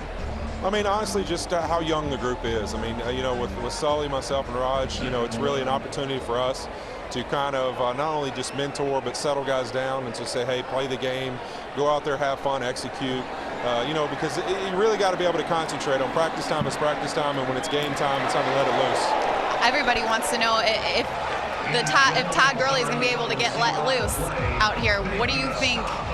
Do you see that offensive mind going to happen with Sean's team? Yeah, I really do. I think that Todd's going to have a great season, and we look forward to it. You know, in practice with the Chargers, really, and in our practices, we've done really well with it, and Todd's had some great practices. So we're looking forward to it and the opportunity to really get him let loose, because quarterback's best friend is a great running game, and that's going to be important for us. Thanks, Andrew. All right, Andrew Whitworth down to the field, left tackle, trying to make that left side that much better this year for the Rams. After the big hit by Moreeeee Christian, it is 3rd and 5. Cooper Rush with the completion. That is Noah Brown with the catch, and he is still running, and that ball is out. Ball's out of the 28-yard line. Can anyone hold on to the football here tonight? Man, this ball falling out like it's a hot potato. It's a first down if the Cowboys fall on it. And they do. I'll tell you what, Moreeeee Christian is feast or famine as a tackler. He's going to be going 100 miles an hour. He's had a couple big hits, and then he had a miss, and now you finally see the Cowboys put the football on the ground again, and not a contact fumble. Just kind of fell out the back door there. Troy Hill got him up around the shoulder pads, actually didn't bring him down. And Noah Brown, the rookie out of Ohio State, a lot of people said should have stayed in school, came out. Cowboys took a late round flyer on him, made the catch there. As you see Rico Gathers lining up on the left side of the line. Again, he is 6'7", 290. Cooper Rush, good field position now, 27-yard line. And the hand to Jalen Smith's brother, guys. That is Rod Smith, the brother of the Cowboys' first-year linebacker who is not playing tonight. 2 career rushes coming into the regular season, but he had 18 last week in the Hall of Fame game. I was in the stadium when Jalen Smith at the Fiesta Bowl suffered that unfortunate knee injury against Ohio State. And coming into that game, I thought he was the best prospect in the entire country. And everybody wondered, would he play again? And now it looks like he's almost back to full health, and we'll get to see him some this year. Cooper Rush 7 of 7, and he has Jalen's brother Rod in his right hip pocket after that gain of 2. Jalen and Rod, by the way, roommates, not surprisingly. Cooper Rush, lofted, end zone. That's a catch. That's a Rico Gathers touchdown for the Cowboys. Right here. I mean, this is going to be, Wade is just going to let him know. You have to stay attached, and you have to play the ball. You got to get your hand around or immediately stick your hand when the receiver's arms go up. This is just a perfectly thrown ball. Tell you what, Ralph Sampson can run too. I mean, this guy has some potential in this league. He is a beast. And he beat Folarin Oromalade. DJ and I were actually flipping a coin down on the field before the game to see who would have to say Oromalade's name the first time. Couldn't compete there in coverage. Enrico Gathers has a touchdown for the 2nd consecutive week. So he is certainly making a case here to make this team. Sam Irwin-Hill, who had never kicked the ball as a place kicker until last week, ties the game at 10. 2:27 left in the third. Clips you saw leaving the shot there, Rams linebacker coach Joe Barry. His team, a little trouble in coverage here on the 6'7" Rico Gathers, Marshall. Yeah, and Rico does it out and up, and right there, you're in good position. That's all you have to do is play the football, and this kid has a bright future. You know, when you think about who just beat you for a touchdown, 6'7", 290. Who can run 4.5? It's you're losing to a better athlete, but you still had an opportunity to make a play on the ball. It's Fuller and over Mallarde, the linebacker in coverage here, and now we have Katie Cannon, the former Baylor wide receiver, well-traveled already here. He's only a rookie with the return, and he's going to get buried there at the 9-yard line. The tackle there by number 26 for the Cowboys, Duke Thomas. Katie Cannon was a guy who the Niners signed as an undrafted free agent out of Baylor, gave him a lot of money. He didn't even make it through minicamp. Cut him right there. Eventually went to the Jets. They waived him 2 weeks ago, and now he is here with the Rams. Here comes Sean Mannion, who for now is wearing number 14. For now. For now. Yep. Back to that story. You said case of beer when you were a rookie for an entire case season. of beer a week, and I couldn't just buy it all at once. I had to bring him a case of beer a week. So there was like some manual labor involved in that. I think you kind of got off easy. Mannion, play fake, under pressure. Mannion buried at the 5-yard line. It's number 56 for the Cowboys, Lenny Jones, the linebacker. Justin Davis getting tested out here, Marshall. Yeah. I mean, protecting the quarterback is a must, and these are just things that Skip Pete is going to get on him about. I understand when it's a linebacker. When it's a defensive back, I mean, you got to take him on. I mean, that's stay on your feet. You have to take him on. You will not play in this league if you cannot protect the quarterback and if you cannot protect the football. Justin Davis has 70 yards rushing, stands on the goal line there on 2nd and 15. Mannion's going to complete this one. It's to Nelson Spruce to the 10. Time now for Toyota Tracks The Score, sponsored by your Southern California Toyota dealers in a 10-10 game. I mentioned Davis had 70 yards rushing. On that last drive when we had Sammy Watkins up here, he had that nice run down the sideline. 9 plays, 61 yards on the drive, eventually setting up a Greg Zuerlein 42-yard field goal that chewed up nearly 5 minutes of clock, as now we are down to about a minute remaining here in the third, a fast-moving third quarter, and now 3rd and 11. Rams need the 20 for a new set of downs. Mannion has time, hit as he throws, guns over the middle. Hemingway with the catch, and then the ball is out, and the Cowboys have it. Are they going to call it a catch? Right now they're saying catch and a fumble and a recovery here by the Cowboys and Kevon Frazier. And Frazier is finally wrestled down on the 20-yard line by Paul McRoberts.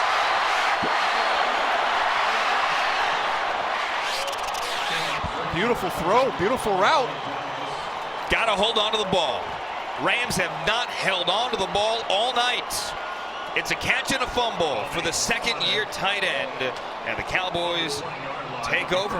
That's Xavier Woods. I mean, you cannot stand in. The ruling on the field is a catch and a fumble recovered by Dallas. First down, Dallas. You cannot stand in and deliver a better ball than what Sean Mannion just did. And the ask is of his receiver, Hemingway, to just hold on to the football. And you got a heck of a play made. That's a great catch because the ball was tipped. Anytime a ball is deflected, it makes it a challenge. I think the previous play is under review. I was just about to say that. It doesn't look like the ball was secured.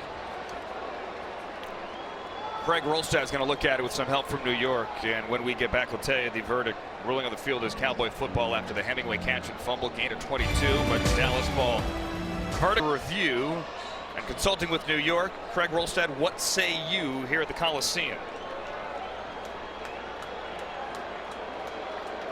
After review, the ball became loose before the receiver established himself as a runner. Therefore, it is an incomplete pass. It'll be 4th down and 11 at the 9-yard line. And therefore, the Rams will punt out of their own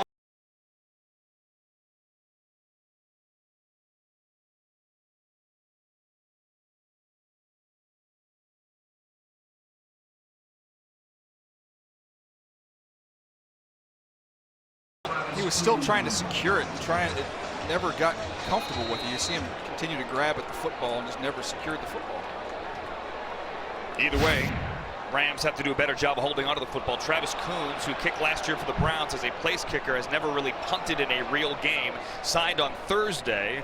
Travis Coons' first punt is going to roll across the 40 all the way down to the Cowboy 39-yard line. Brought in to give Greg Zuerlein some camp and some preseason relief.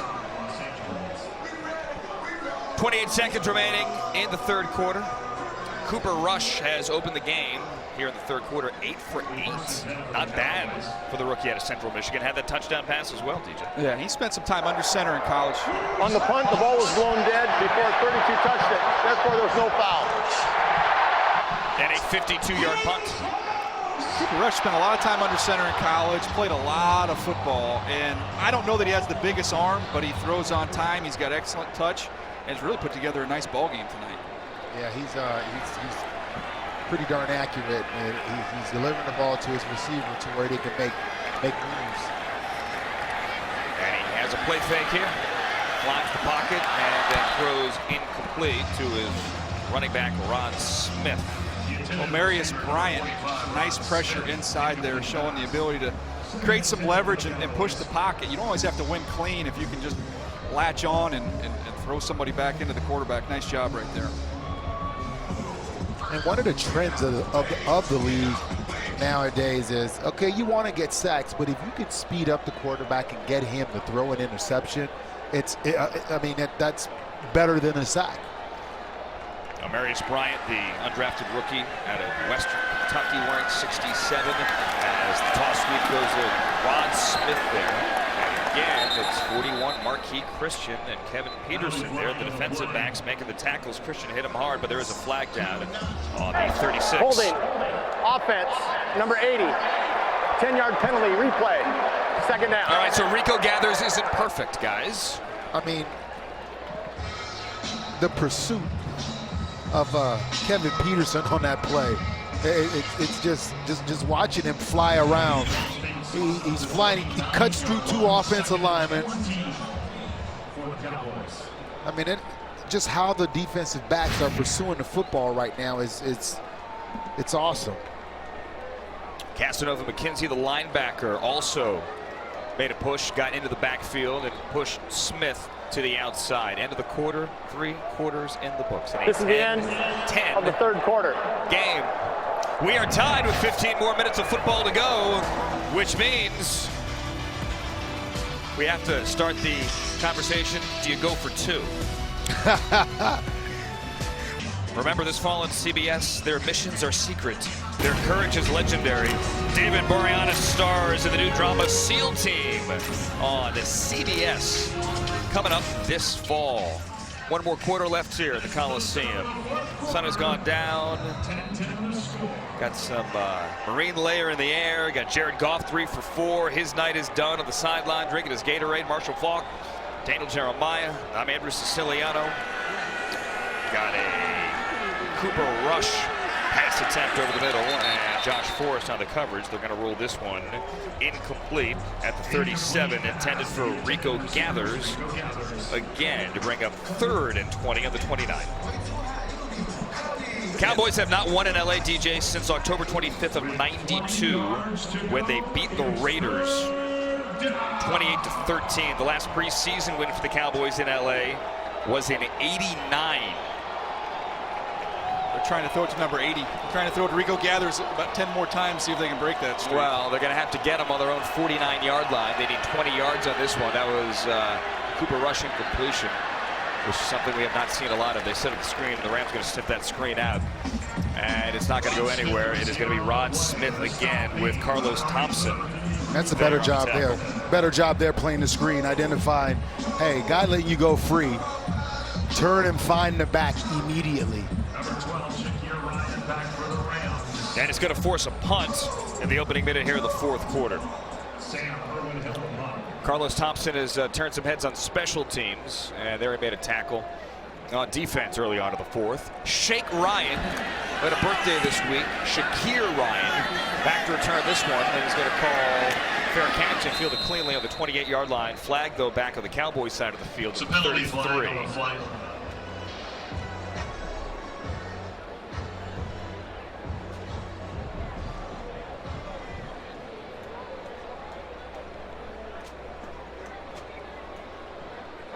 During the kick, holding.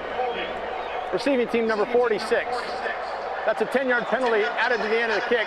It'll be first down. And that would be the veteran tight end of UCLA, Corey Harkey, called for the hold. All right, time for the Rookie Spotlight, presented by Cornerstone On Demand. Realize your potential. Tonight we're shining the spotlight on Cooper Kupp, and it is a bright spotlight we expect.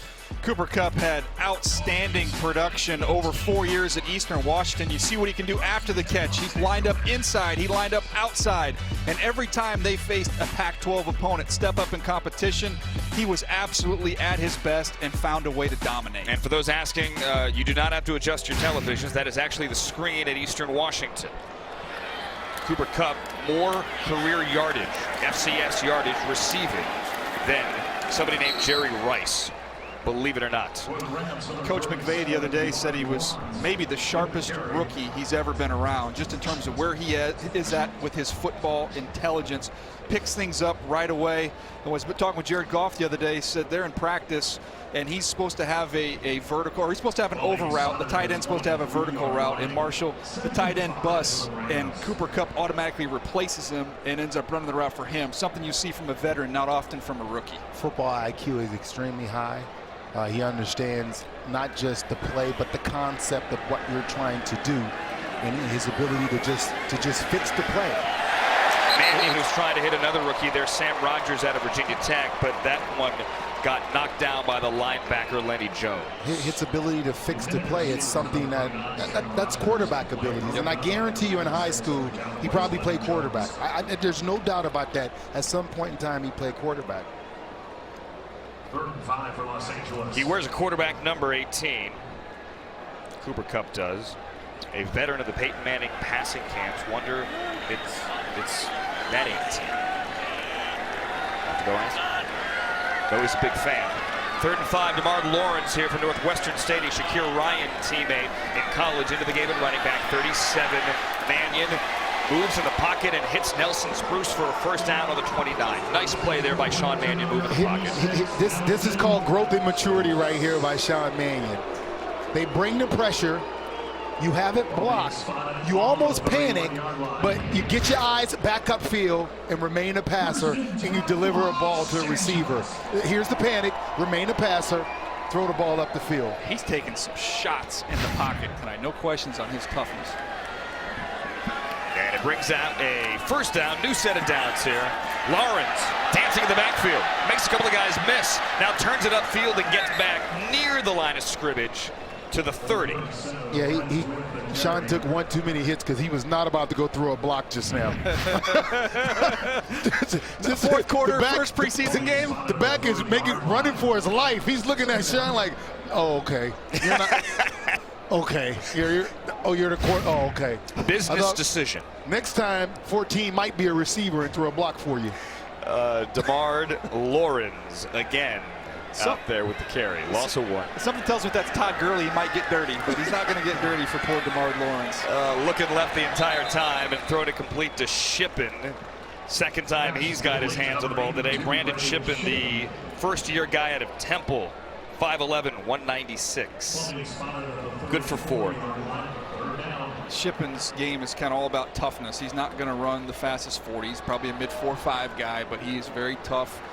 He's going to try and scrap his way and make some things happen. Just not a dynamic athlete. Sometimes you need a scrappy guy to mix it up when you're playing in the slot. We've said it before.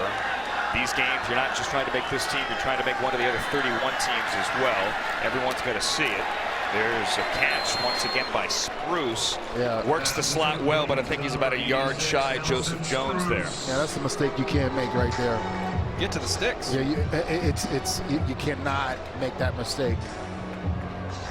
That is just not one you can make as a receiver. I mean, guy backs off you. There's no reason to stop a half an inch short. Guys, I start getting sweats right now because in my scouting days, you would come to these preseason games. We'd be looking at the back end roster guys. Marshall, I got to write up like 20 guys from this team, 20 guys from the other team. Who's on the field? Is he on the field? Is he off the field? Oh man. Well, Spruce actually in this game a year ago against the Cowboys, as Coons is on the punt, and Lenore is going to let it bounce on the 29. Fields it on the 17 and immediately wrestled down to the 20. Spruce really turned some heads in that first game, and then he hurt the knee. Never heard from him again. 10-10, 10:37 to go here, fourth quarter at the Coliseum. Talking to Sean Mannion, it's a 10-10 game, 10:37 remaining in the fourth quarter. Now time for Toyota Tracks the Score, sponsored by your Southern California Toyota dealers. Cowboys have the edge in passing yardage. Cooper Rush has done well in the second half, 176 to 136. The turnovers are even, believe it or not, at 1. However, the Rams, Marshall Faulk, as a colleague used to say, have put the church's money on the ground a couple of times. Can't do it. You cannot put the church's money on the ground. That is Ronnie Hillman, Marshall, San Diego State, the former Bronco last year, a Viking as well with the carry. Yeah, became expendable in Denver. They drafted a couple of guys that actually played well for them, and Ronnie was the odd man out, went to Minnesota for a while, and now he's in Dallas doing mop-up duties, and might have a spot for him on the roster with the suspension of Zeke Elliott. He's from Compton, signed a couple of weeks ago. Followed Marshall's footsteps, not immediately, but kept that San Diego State running back tradition alive. New quarterback into the game now is Luke McCown here, the veteran, number 3 for the Cowboys. How about the effort from Omarius Bryant right here on the inside? Gets a nice initial push, ends up on the ground. Don't stay there. Get back up, get a hit on the quarterback and affect the throw. That's the type of effort you get a nice little bonus for in the film room. Old college coach used to say the ground is hot. Stay off. The ground is hot. Get up. It's going to burn you. Omarius Bryant out of Western Kentucky has been to the backfield a couple of times. Luke McCown now on 3rd and 10 in his 11th year. Former 4th round pick of the Browns back in 04. Luke McCown, pump fake, hit as he throws. That ball is out. And the Cowboys are going to fall on it on the far sideline of the 17-yard line. I think that was Bryant again. Is that Carlos Thompson back there? Or it was Carlos Thompson. Let's look at it. It was Carlos Thompson, DJ. A nice rush right here. Watch him redirect in there. Gets kind of pushed upfield, does a nice job of sensing and feeling the quarterback climb in the pocket, redirects, force a fumble. That's when the back end helps the front end right there. Coverage was there, quarterback pump pulled it down. Got a nice sack. Erwin Hill now back for the punt. It's a high one. Shake Ryan. See if he gets a return out of it. Maybe. Here he is, 41-yard line, up the middle, trying to bust to the outside. Looked like he had possibly the chance to turn on the speed. Couldn't do it. Gets across the 50. Rams will have good field position on the 48-yard line when we return. Under 9 to go now. Fourth quarter, 8:58 to go. We are 10-10 here in the Coliseum. The Rams' new number 1, and Sammy Watkins says he hopes he can play next week in Oakland. 10-10 game here, 8:58 remaining. Fourth quarter, the man he's talking to is our Hyundai player of the game. Sponsored by your Southern California Hyundai dealers. Yes, I know Cooper Kupp only caught 2 passes, guys, but that's football savvy falling on the ball for a touchdown, isn't it? Johnny on the spot. Heads up, get around the football. Good things always happen, is what they say. Well, Tamarick Hemingway couldn't hold on to the ball the last time he was targeted. Here, he does hold on to the ball, and he's going to take it to the Dallas 35-yard line. And that is a first down. Sean Mannion, guys, is still in the game. We saw Dan Orlovsky warming up on the sideline earlier, but Mannion stays in there. Mannion getting some good reps tonight. I think this is just a time for them to evaluate and really see what Sean can do. DeMar Lawrence is the running back now, the undrafted rookie free agent. He's wearing 37. Mannion is going to dump it off to him. The catch catches near the 30-yard line, breaks a couple of tackles against near a first down. Charles Tapper eventually, 99, didn't come clean it up. That is right at the sticks. I think they're going to rule him a couple of inches short. And, you know, eventually they're going to have to put Sean in with the ones just to see if anything happens, what they have in the backup, if he can be a true number 2. What do you think they have? That's what we need to find out. I mean, these are great reps. You can evaluate him, but when you put him with your ones and go against other ones, you get to evaluate and see what you have as a backup. Here's Lawrence again, right up the middle, maybe a gain of 2. Guys, it should be noted, Corey Harkey is out there right now. Rams obviously want a tight end heavy offense, but Corey Harkey is a heavy tight end. He's primarily a blocking offense. You got to wonder how he fits here in the Rams' long-term plans. He's made a nice career for himself. He's been at it a few years now, coming out of UCLA. That's what he was known for. He is a hand in the ground, going to do the dirty work in the run game, a little bit limited athletically. I think it's going to come down his roster spot to how these young tight ends can hold up in the run game. Can they produce the way he does in that aspect? They drafted 2 last year. You saw Hemingway on the field there, incomplete to the outside. Receiver slipped down. That was Paul McRoberts. You drafted Hemingway last year. You drafted Higbee as well. This year you add Gerald Everett, as we see the replay. Well, the good thing for Harkey is he's not just an average blocking tight end. Yeah. You know, he's a guy that when you have him at tight end and you run his way, you can account for his man as blocked. So when you decide to replace him with a guy who may be more athletic, you got to understand what you're giving up there. Blocking tight ends are not easy to find. No. The college game don't ask him to do it. Sean Mannion, 17 to 23, 17 to 24 now. McRoberts turned, couldn't locate the football, couldn't hang on. Just to finish that thought, Marsh, I mean, when you're watching colleges now, we see it with these young tight ends, with Higbee and with Everett. They're detached. They're basically big slot wide receivers. So to find a tight end that can be attached to the line of scrimmage and actually move somebody and hold the point of attack, it's hard to find. It is. It is. And with all the 34 defenses and the wide outside rushers, if you want to have success in the run game, you need to have a tight end that can reach, block, and face the guy up and at least stop penetration to where he can't set the edge. On 3rd down, Manning throws, Spruce complete. However, he is well shy of the sticks, 22-yard line. It's going to bring up 4th and long. It's not bad situational awareness right here in this instance, though. You got a tie ball game. Yards are precious right now. Give your field goal kicker a chance to give you the lead. Above all else, protect the football. Yes. And that field goal kicker is going to be Travis Coons, who has punted a couple of times. Coons was 28 of 32 for the Browns 2 years ago. And this kick unofficially is going to be, let's call it 36 for Travis Coons. Hecker the holder. That kick is up, and Coons puts it through, gives the Rams the lead. 13 to 10 with 6:11 remaining here in the 4th quarter. Sean Mannion leads the drive, put points on the board. Rams take the lead. Rams lead the Cowboys 13 to 10 here at the LA Memorial Coliseum. 6:11 remaining in the 4th quarter, the preseason opener. Time now for your SoCal Chevy Drive of the Game, driven by your Southern California Chevy dealers. Go for thrilling drives and impressive deals at the Chevy Summer Drive. Learn more at SoCalChevy.com. All right, 7 plays, 30 yards, taking up 247 is not the most impressive drive of the game, but guys, we're giving it the drive of the game because it ended in a Travis Coons 36-yard field goal, and at the moment, it has given the Rams the lead. So it is the drive of the game. It's a difference between how quick I can eat my pizza after the game is what it is. That's a big win. Is that the post game for you? Wow. Oh, pizza. Moreeeee Christian is flying around and hitting anything that moves. Yep. And that is Uzoma Nwachukwu. Say that again. Who is that? Nope, I got my one out of the way.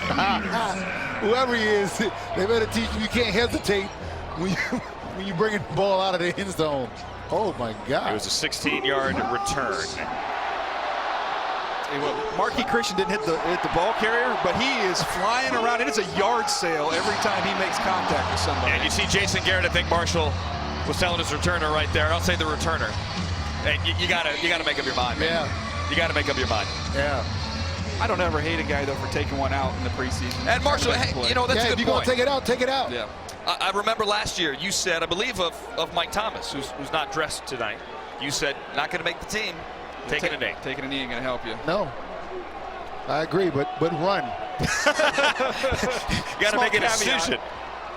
Luke McCown to Brown with the reception. Guys, we haven't talked a lot about Aaron Donald. Let's get that one out of the way. He is not here. He is still holding out. He has 2 years remaining on his contract. No one disputes Aaron Donald's talent. No one disputes he's as good as any D lineman, especially in the interior in the game. The question is, how much do you pay him? Rams want to pay him a lot of money. I think they'd like to see him here first, however. Okay. Remember, Marshall, there are 2 years left on the deal. Odell Beckham Jr., as Brown has the completion here. See, Odell Beckham Jr., they were taken consecutively in the draft. He is in camp. I know. But we're talking about a different position. That's the difference. And it's just, I'm going to say this, and I stand pat on it. In this league as a player, you have to get your money when you have your best leverage. Because when you have no leverage, you're gone. Do you think a player with 2 years remaining on his contract has leverage? Whenever you have leverage, you have leverage. Here's McCown on 3rd and 4. He is going to chuck it deep into double coverage. Oh, there's a hit and a flag as well. The intended receiver was Noah Brown, and the big stick there by 27, Isaiah Johnson. I think he left his feet. Call for launching, is that what we have? I think they're going to get him on launch.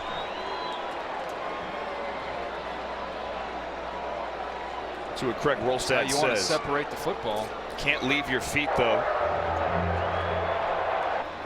Coming back. Like they picked it up. Personal foul. Unnecessary roughness. Defense, number 27. Hit against the defenseless receiver. That's a 15-yard penalty and an automatic first down. You see Rolstad was walking all the way back to the Cowboy line there. It looked as if they're going to pick it up. Did he hit him high, though? It looked like to me. Yeah, he's making the play on the ball. That's not even a hit. He went to catch the ball. You got to watch the defender. Hands go up. His hands is going out like he's trying to catch the ball. That's incidental. See, this is the thing. Those plays have to be reviewed. Those are game changers. Those plays, though, are going to get called in the field every time when you see helmet-to-helmet contact like that, incidental or otherwise, as McCown again goes down the right sideline, and again deep and incomplete. Michael Jordan had the coverage. Lenore, the intended Those receiver. plays have to be looked at. If he was trying to hit him and he made helmet-to-helmet contact, that's one thing. But when you're making the play on the ball and your helmet hit the other guy helmet, if the defender caught the ball and he hit the defender in the head, is that helmet-to-helmet contact then on the Marshall, receiver? I agree with you, and he didn't leave his feet. I was wrong. He was going for the ball. I know. Helmet-to-helmet. Right for the ball. Exactly. They do. But if the defender was going to catch the ball and the receiver hit him in the head, what's the call then? I'll call this one incomplete. I hear your point. Referees are taught that if you see that helmet-to-helmet contact, to err on the side of caution. I'm okay with that. He's saying you want it to be But I'm reviewed. saying if the defender is catching the ball and the receiver hit the defender helmet-to-helmet, what do you call? I'm with you. And I'm for those plays being reviewed. And that's tough to make that call right there on the field, but what you're saying is that should be reviewable. Exactly. I'm for it. The issue is they, being those who make the rules, the competition committee, have been reluctant to add more replays to the game. But you're right, that could be a game-changing play. Michael Jordan knocks it away. Lenore, the intended receiver, almost had a pick there. Hey, by the way, hats off to you for no Michael Jordan puns. I know that would have been. Oh, we did them all last year. Oh, did we you? got them out You of the way. got them out of the way? Yeah, Okay. we got them out of the way. That was really easy there for you with a couple. Well, plays I mean, do you want to throw it in here? Here's Mike no. Jordan turning around.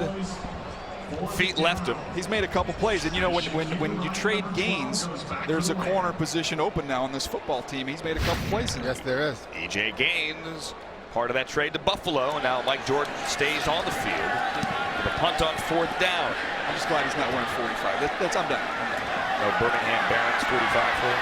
Here's Shake Ryan trying to get to the outside. He has some speed, gets a block. He's at the 30. Shake Ryan gets across the 35, lunges out of bounds. There is a flag, not on the block, but back near the line of scrimmage on the Cowboys 30. The Flags, after being few and far between early, have now picked up steam as often they do in the preseason, especially late in the second half. Yeah, I think that's the toughest part. During the kick, holding, receiving team number 60. That penalty is half the distance to the goal from the end of the kick. First down. There are two 60s. I'm going to guess it's linebacker Kevin Davis and not the offensive lineman Jake Eldrenkamp. Dan Orlovsky looks like he's getting ready to come on the field. Let's head down to Danny Kleppinger on the sideline. Danny? Hey there, guys. I've got Connor Barwin here with us, and it's a new team for you, but it's 9 seasons in the NFL, and you're the oldest guy on this defense. And I see you running up and down these sidelines. How much pride do you take in leadership? Well, I just love being out here. And for me, I remember when I was a rookie and I was playing in my first preseason game, and I had veterans that helped me when I was nervous. And so I'm just trying to help some of the young pass rushers try to be as good as they can out here in their first ever game. I mean, not everybody is unfamiliar to you. You've played for Wade Phillips before. He's got 40 seasons under his belt. What is it like to play for him? It's great. I mean, he's got a great system. Obviously, his record speaks for itself. But as you saw in our first 2 series with the ones, if everybody does what they're supposed to do, we're going to be pretty damn good. Talk to me about that linebacker room and working out with Alec Ogletree. What have you seen out of him, and what makes him such a relentless leader? Well, he's just a great leader, and he's going to be the middle of our defense. He's done a great job this training camp. It's obviously a new defense for him, going from a 4-3 to a 3-4, but he's been great so far, and he's picked up everything really quick. Got to quickly ask you, new team but new stash. Is this a training camp look, or are you going with it all season? I don't know. I mean, it's definitely going to stay for the whole training camp, but I might keep for the whole year. We'll see how the preseason goes. All right, let's see that. We'll see. Andrew, back up to you. All right. Connor Barwin, one of 3 Rams in their 30s. Andrew Whitworth, John Sullivan also in their 30s. And they are older than Sean McVay, as Dan Orlovsky throws incomplete to Paul McRoberts there. We talked about our defensive coordinator. Talked about Wade Phillips. Wade Phillips, guys, is 70 years old. He is fun on Twitter, son of a bum. And yes, he legitimately could be the grandfather of Sean McVay. I'm going to tell you this. Of my time that I spent in the NFL, Wade was probably the defensive coordinator I disliked the most. You had to block a bunch of those linebackers, didn't you, Marshall? God, blocking and where they're coming from and all the different looks. We used to go back at the end of the year and watch the sack tapes for the top guys in the league, and in scouting, trying to learn what makes them so good. First charge timeout, Dallas. This is a 30-second timeout. All right, so that was 3rd down. Nelson Spruce well shy of the sticks. Gets only about 2 yards. 3:28 on the game clock. 3:28. Thank you. And the Cowboys will call timeout at 3:28. Go ahead, guys. Real quick, Andrew. We'd watch these sack tapes of all these top guys. We finished watching one of the players that played for Wade Phillips and said, forget this guy. These sacks belong to Wade Phillips. Every single one of these was on a running back or a tight end. I mean, he knows how to scheme it up. And it's a transition from a 4-3 to a 3-4. That's part of the Aaron Donald conversation we can continue later. Hey, special thanks to our viewers in L.A. watching tonight on CBS 2 or on KCAL9, and to our affiliate stations Correction, across. timer. Please put 3:31 on the game clock. 3:31. Got it correct, 3:31. And our affiliate stations across California, across Nevada, Utah, and Hawaii. And thanks to all our partners who help provide Rams preseason football to fans across the West. Rams now will punt with Travis Coons out of his own end zone. And here's Lenore across the 40 to the 38. So Dallas good field position. Down 3:22 to go. Down to the sideline, Jill Arrington. Andrew, as you know, Cowboys owner and GM Jerry Jones was inducted into the Pro Football Hall of Fame just last weekend. And as everything Jerry does, he does it big. His family threw him a huge party. Over $10 million with Justin Timberlake private performance.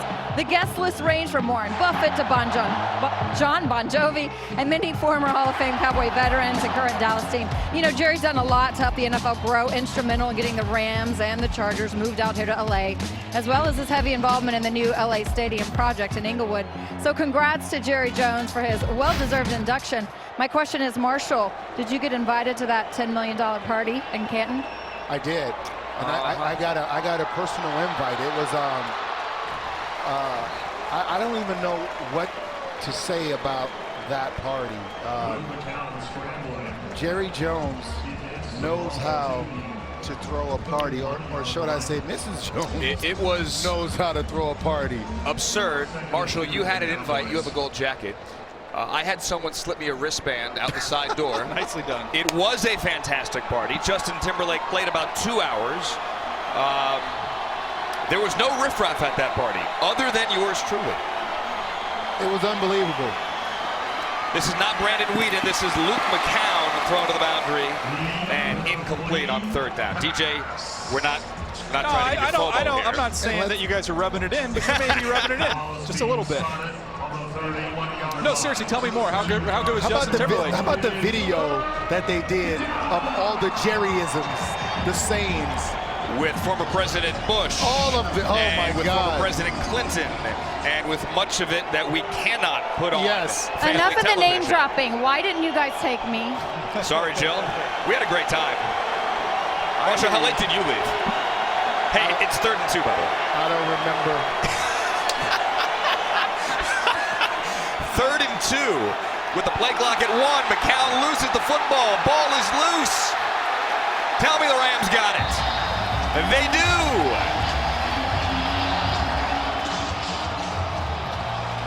And the Rams take over near midfield as Luke McCown cannot hang on to the ball. Fitting that this game would likely be decided on a fumble, Marshall. Believe it's Tanzel Smart, the rookie out of Tulane, who falls on it. Oh, man. Nice night by him. That is awesome. Snapped it too early. McCown was looking to the left, trying to move somebody. Ball got snapped. Juan Price couldn't pick it up, but his fellow rookie, Smart, was, dare I say, smart enough to fall. Juan Price wanted to hit his head on the goalpost. He was trying to scoop and score right there. And he can move, too. The thing that surprises me, the shotgun snap is so much a part of football from high school to college to pro. I don't even understand how that gets messed up anymore. Let's see if the Rams can run out the clock here. That's not going to work. And that's Tillery, Leonard Tillery, the undrafted rookie free agent out of Southern. This is his second possession. Ran for nearly 5,000 yards at Southern. Charge timeout, Dallas. It's a 30-second timeout. I know Jason Garrett is using the preseason to work on sharpening his coaching skills. But calling timeouts right now, You're not feeling I'm just not a fan of that, Jason. Well, he's got 1 left, and he has the 2-minute warning. That is a loss of 5. He's trying to get the ball back.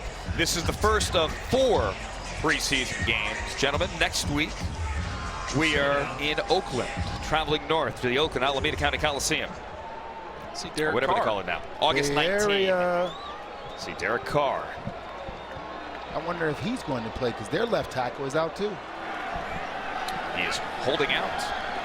Donald Penn looking for a new deal. Loss of 5, 2nd and 15. Tillery makes that cut and gets upfield and gets maybe 4 or 5. 3rd and final, charge timeout, Dallas. It's a 30-second timeout. I said earlier that the Cowboys have not won in Los Angeles since they beat the Raiders in October of '92. Jason Garrett wants that W, evidently. He's got a 2-minute warning. It's going to stop the clock again, so he's going to get a chance to see a 2-minute drill with some young players. And look, I get it. You get a chance to evaluate. That's what the preseason is all about. You play to win the game. Or, as you point out, Daniel, you want to see your younger players in critical situations. Reps are precious, so you get a chance to see some of these young guys get some reps in a full contact live period. There is some value there. Well, let's see if the Rams can get a first down here. They need 10 yards, need the Cowboy 42-yard line to potentially put this one away. Sam Rogers, 39, into the game as the up back now, ahead of Tillery. And Tillery is hit in the backfield with a flag. So that's going to stop the clock for the penalty at 2:13. Michael Dunn got beat there and got a full grab, a jersey there. What do you do here? 73 is Michael Holding. Dunn. Offense, number 73. That penalty's declined. There you go. The result of the play is 4th down. It gave him a free timeout. Well, we're about to get some 2-minute action. Let's see who can make a play. Yeah. You need a play to finish a game. Who's going to be the one to make it? Yeah, this is a defensive line's dream right here. We've seen Bryant do well. We've seen Tanzel Smart do well. We've seen Juan Price get in the backfield a couple of times. Let's see if this defense can win this thing. Holding on to a 13-10 lead because DJ's got a pizza to get to. I don't know. The way this game is going, I don't know if we don't end this game on a muff punt. Travis Coons, not exactly a great kick. Remember, though, he is not a punter. It's going to take a Rams bounce, however. And it's going to roll inside the 10, milk that clock, and they're going to touch it at 2:02, meaning the Cowboys are going to get a play before the 2-minute warning. Wow. That's a teaching point, though, in the meeting, in the special teams meeting. That'll be brought up. No, that should have happened in the huddle before you ran out there. A pre-meeting instead of a post-meeting? Like when you meet right, hey, we're going to kick it. If the ball hit the ground, don't touch it. That's normally how that happens. John Fossil is one of the better special teams coaches in the NFL. Took over on an interim basis last year. Offense, not enough men on the line. That's a 5-yard penalty from the previous spot. Replay, 4th down. What kind of pizza were you thinking, DJ? I'm pretty easy, man. I can go with the works. I can go pepperoni. I'll settle for some cheese. I'm just a little hungry. Making the truck hungry as well, I'm told. So let's set it up again here. Cowboys are out of timeouts. Rams lead 13-10. Travis Coons, normally a place kicker, brought in as somewhat of a camp leg, not to use that as a derogatory term. Greg Zuerlein is clearly the Rams place kicker. Has not really punted in a legitimate game. And here he is punting to Lance Lenoir. And Lenoir scooted up a little bit because he knows that he's getting a lot of hang time, a lot of distance. So he's got a returnable punt. And Lenoir is going to call fair catch. And we are mercifully at the 2-minute warning, 1:55 remaining. 2-minute warning. The 2-minute warning. Has in it, granted 3rd and 4th team guys. Guys fighting for jobs here. 13-10, that is the veteran quarterback, Luke McCown, who on 1st down throws complete, and they're going to get out of bounds to stop the clock. That's Blake Jarwin, the tight end, and it stops the clock at 1:51, a gain of around 5. You always want to have a closer on your defense, and even when your backup players are in there, who's it going to be? Who's going to end the football game? Is it going to be somebody up front? Is it going to be a Juan Price, who's been very disruptive today? Is somebody in the back end going to make a play on the football? I'm going to say Tanzel Smart. I think he has a knack for getting there. I just feel like he's going to make a play. He is 92. Keep an eye on him, middle of the line. Completion here for a 1st down. That's 34, Roddy Hillman from Compton, San Diego State. Remember, the Cowboys are out of timeouts. Dominic Hatfield up there for the tackle. Clock winding now towards 1:30 remaining. Rams up 3. McCown avoids the rush. Throws over the middle, and that is dropped. It's going to stop the clock. It's Brown.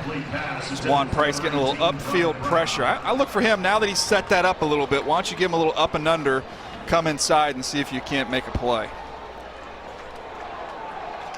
Juan Price, 29.5 career sacks, and Pitt tied for 4th all time on the Panthers list with anyone? Tied for 4th? Anyone? Pitt. I'm going to go Burt Grossman. How about Aaron Donald? Oh, he's pretty good too. Not I guess bad. a little bit better than Burt Grossman. That was a good guess, though. This is like a defensive lineman's dream right here. You don't have to worry about the run. That's all you do is try to get to the quarterback. Just tee off on 2nd and 10. That is Lenoir in motion to the far side. Flag is out. The quick hitter to Lenoir. And Peterson is up there to wrap at the 36. That's a solid, great tackle, open field tackle. With the flag. Find out. Illegal shift on the offense. 2 men moving, never got reset. It's a 5-yard penalty. Replay, 2nd down. I mean, it's a premium to have defensive backs who can make open field tackles. In this league, these screens are thrown so much. And as a corner or nickel guy, you have to be able to close and get a guy down by yourself at times. McCown goes up the seam, and it's picked off by Mike Jordan. And that should do it with 1:10 to go. Jordan with the game winner. Shocker, we've never seen that before. Seen that episode once or twice. Is he going to hold his hand now up in the air? Yeah, who was the pass intended for? Byron Russell? Ha-ha. I see what you did there. They're actually playing Jumpman right now. They are. Nice call. Good job, DJ. Nice. Marshall Faulk calling out the songs here. Actually, it was intended, DJ, for 18, Brian Brown, and Mike Jordan with the interception here. And that should be a game winner. Started twice last year, activated off the practice squad in November, and it looks as if he has given, Jordan has, Sean McVay a win in his NFL coaching debut. Granted, a preseason coaching debut. The play is under review. But a debut nonetheless. It looked clean to me, didn't it? It's a nice adjustment on the football. I mean, that's not an easy catch. Yeah, playing the deep third, and you sink in because they try to hit the seam. And McCown, you really can't even blame him there. He's trying to get a chunk play. They need to get They're one out of at some point in timeouts. time. So if we can go back to that shot, Scott Bay, director, as you see McCown. Thank you, Scott. That is Craig Rolstad. And this is the new replay system, guys. So Microsoft Surface tablet, it's a normal surface. There's a stylus in there. And Rolstad's not touching the screen. He's communicating via headset back to New York. Al Riveron's the new head of officiating. And Al, or one of his deputies, is in New York at 345 Park. And what Rolstad is saying, he's not touching the screen again. He's saying rewind, or pause, or freeze, or go back, or fast forward. And it's a standard Surface tablet. It's not on Wi-Fi. Some buildings have better internet than others. It's hardwired there. And the decision's going to be made in New York. But Rolstad is talking through it here with Riveron. He's allowed to give his opinion. He can make an argument. Eventually, though, this call is made teamwork back in New York. He is holding that thing steady, too. Yes. So what do we think? Jordan, let's follow it to the ground. The ball hit the that ball hit the ground. Anyway. After review, the defensive back did not complete the catch before the ball hit the ground. Therefore, it's an incomplete pass. It'll be 3rd and 15. Timer, please reset the game clock to 1 minute and 14 seconds. Do we have to take back all our Michael Jordan puns? No. Here's the thing. Do you know, like, you would assume the player knew if he caught the ball or not, right? Give somebody a heads up on the sideline. Right, he can say, I didn't really catch that, Coach. But when you're in the field of play, you think you caught the ball. I'm just telling you, you really feel like that. You'll be amazed at how many times you look at the replay and you're like, oh. That's not how I remember that. Right. Did you ever go argue to your coach, I got that, and then turned out to be wrong? No. No. No. All right, 3rd and 15. McCown's going to get another shot at it. Rams still got to get off the field. Dallas out of timeouts. McCown pressured, lofts it, caught. Hillman, he cannot get out of bounds. The clock is going to wind, and they are well short of first down. It's going to be 4th, and let's see where they spot it. It's going to be 4th and around 6. Was your guy Tanzel Smart getting back there with the pressure? Getting pressure. Officially, he's about to break through. Back in the flat right here. Back in the flat. All right, it's officially 4th and 7. Caught near the sticks. This is going to depend on the spot, and they're not going to give it to him.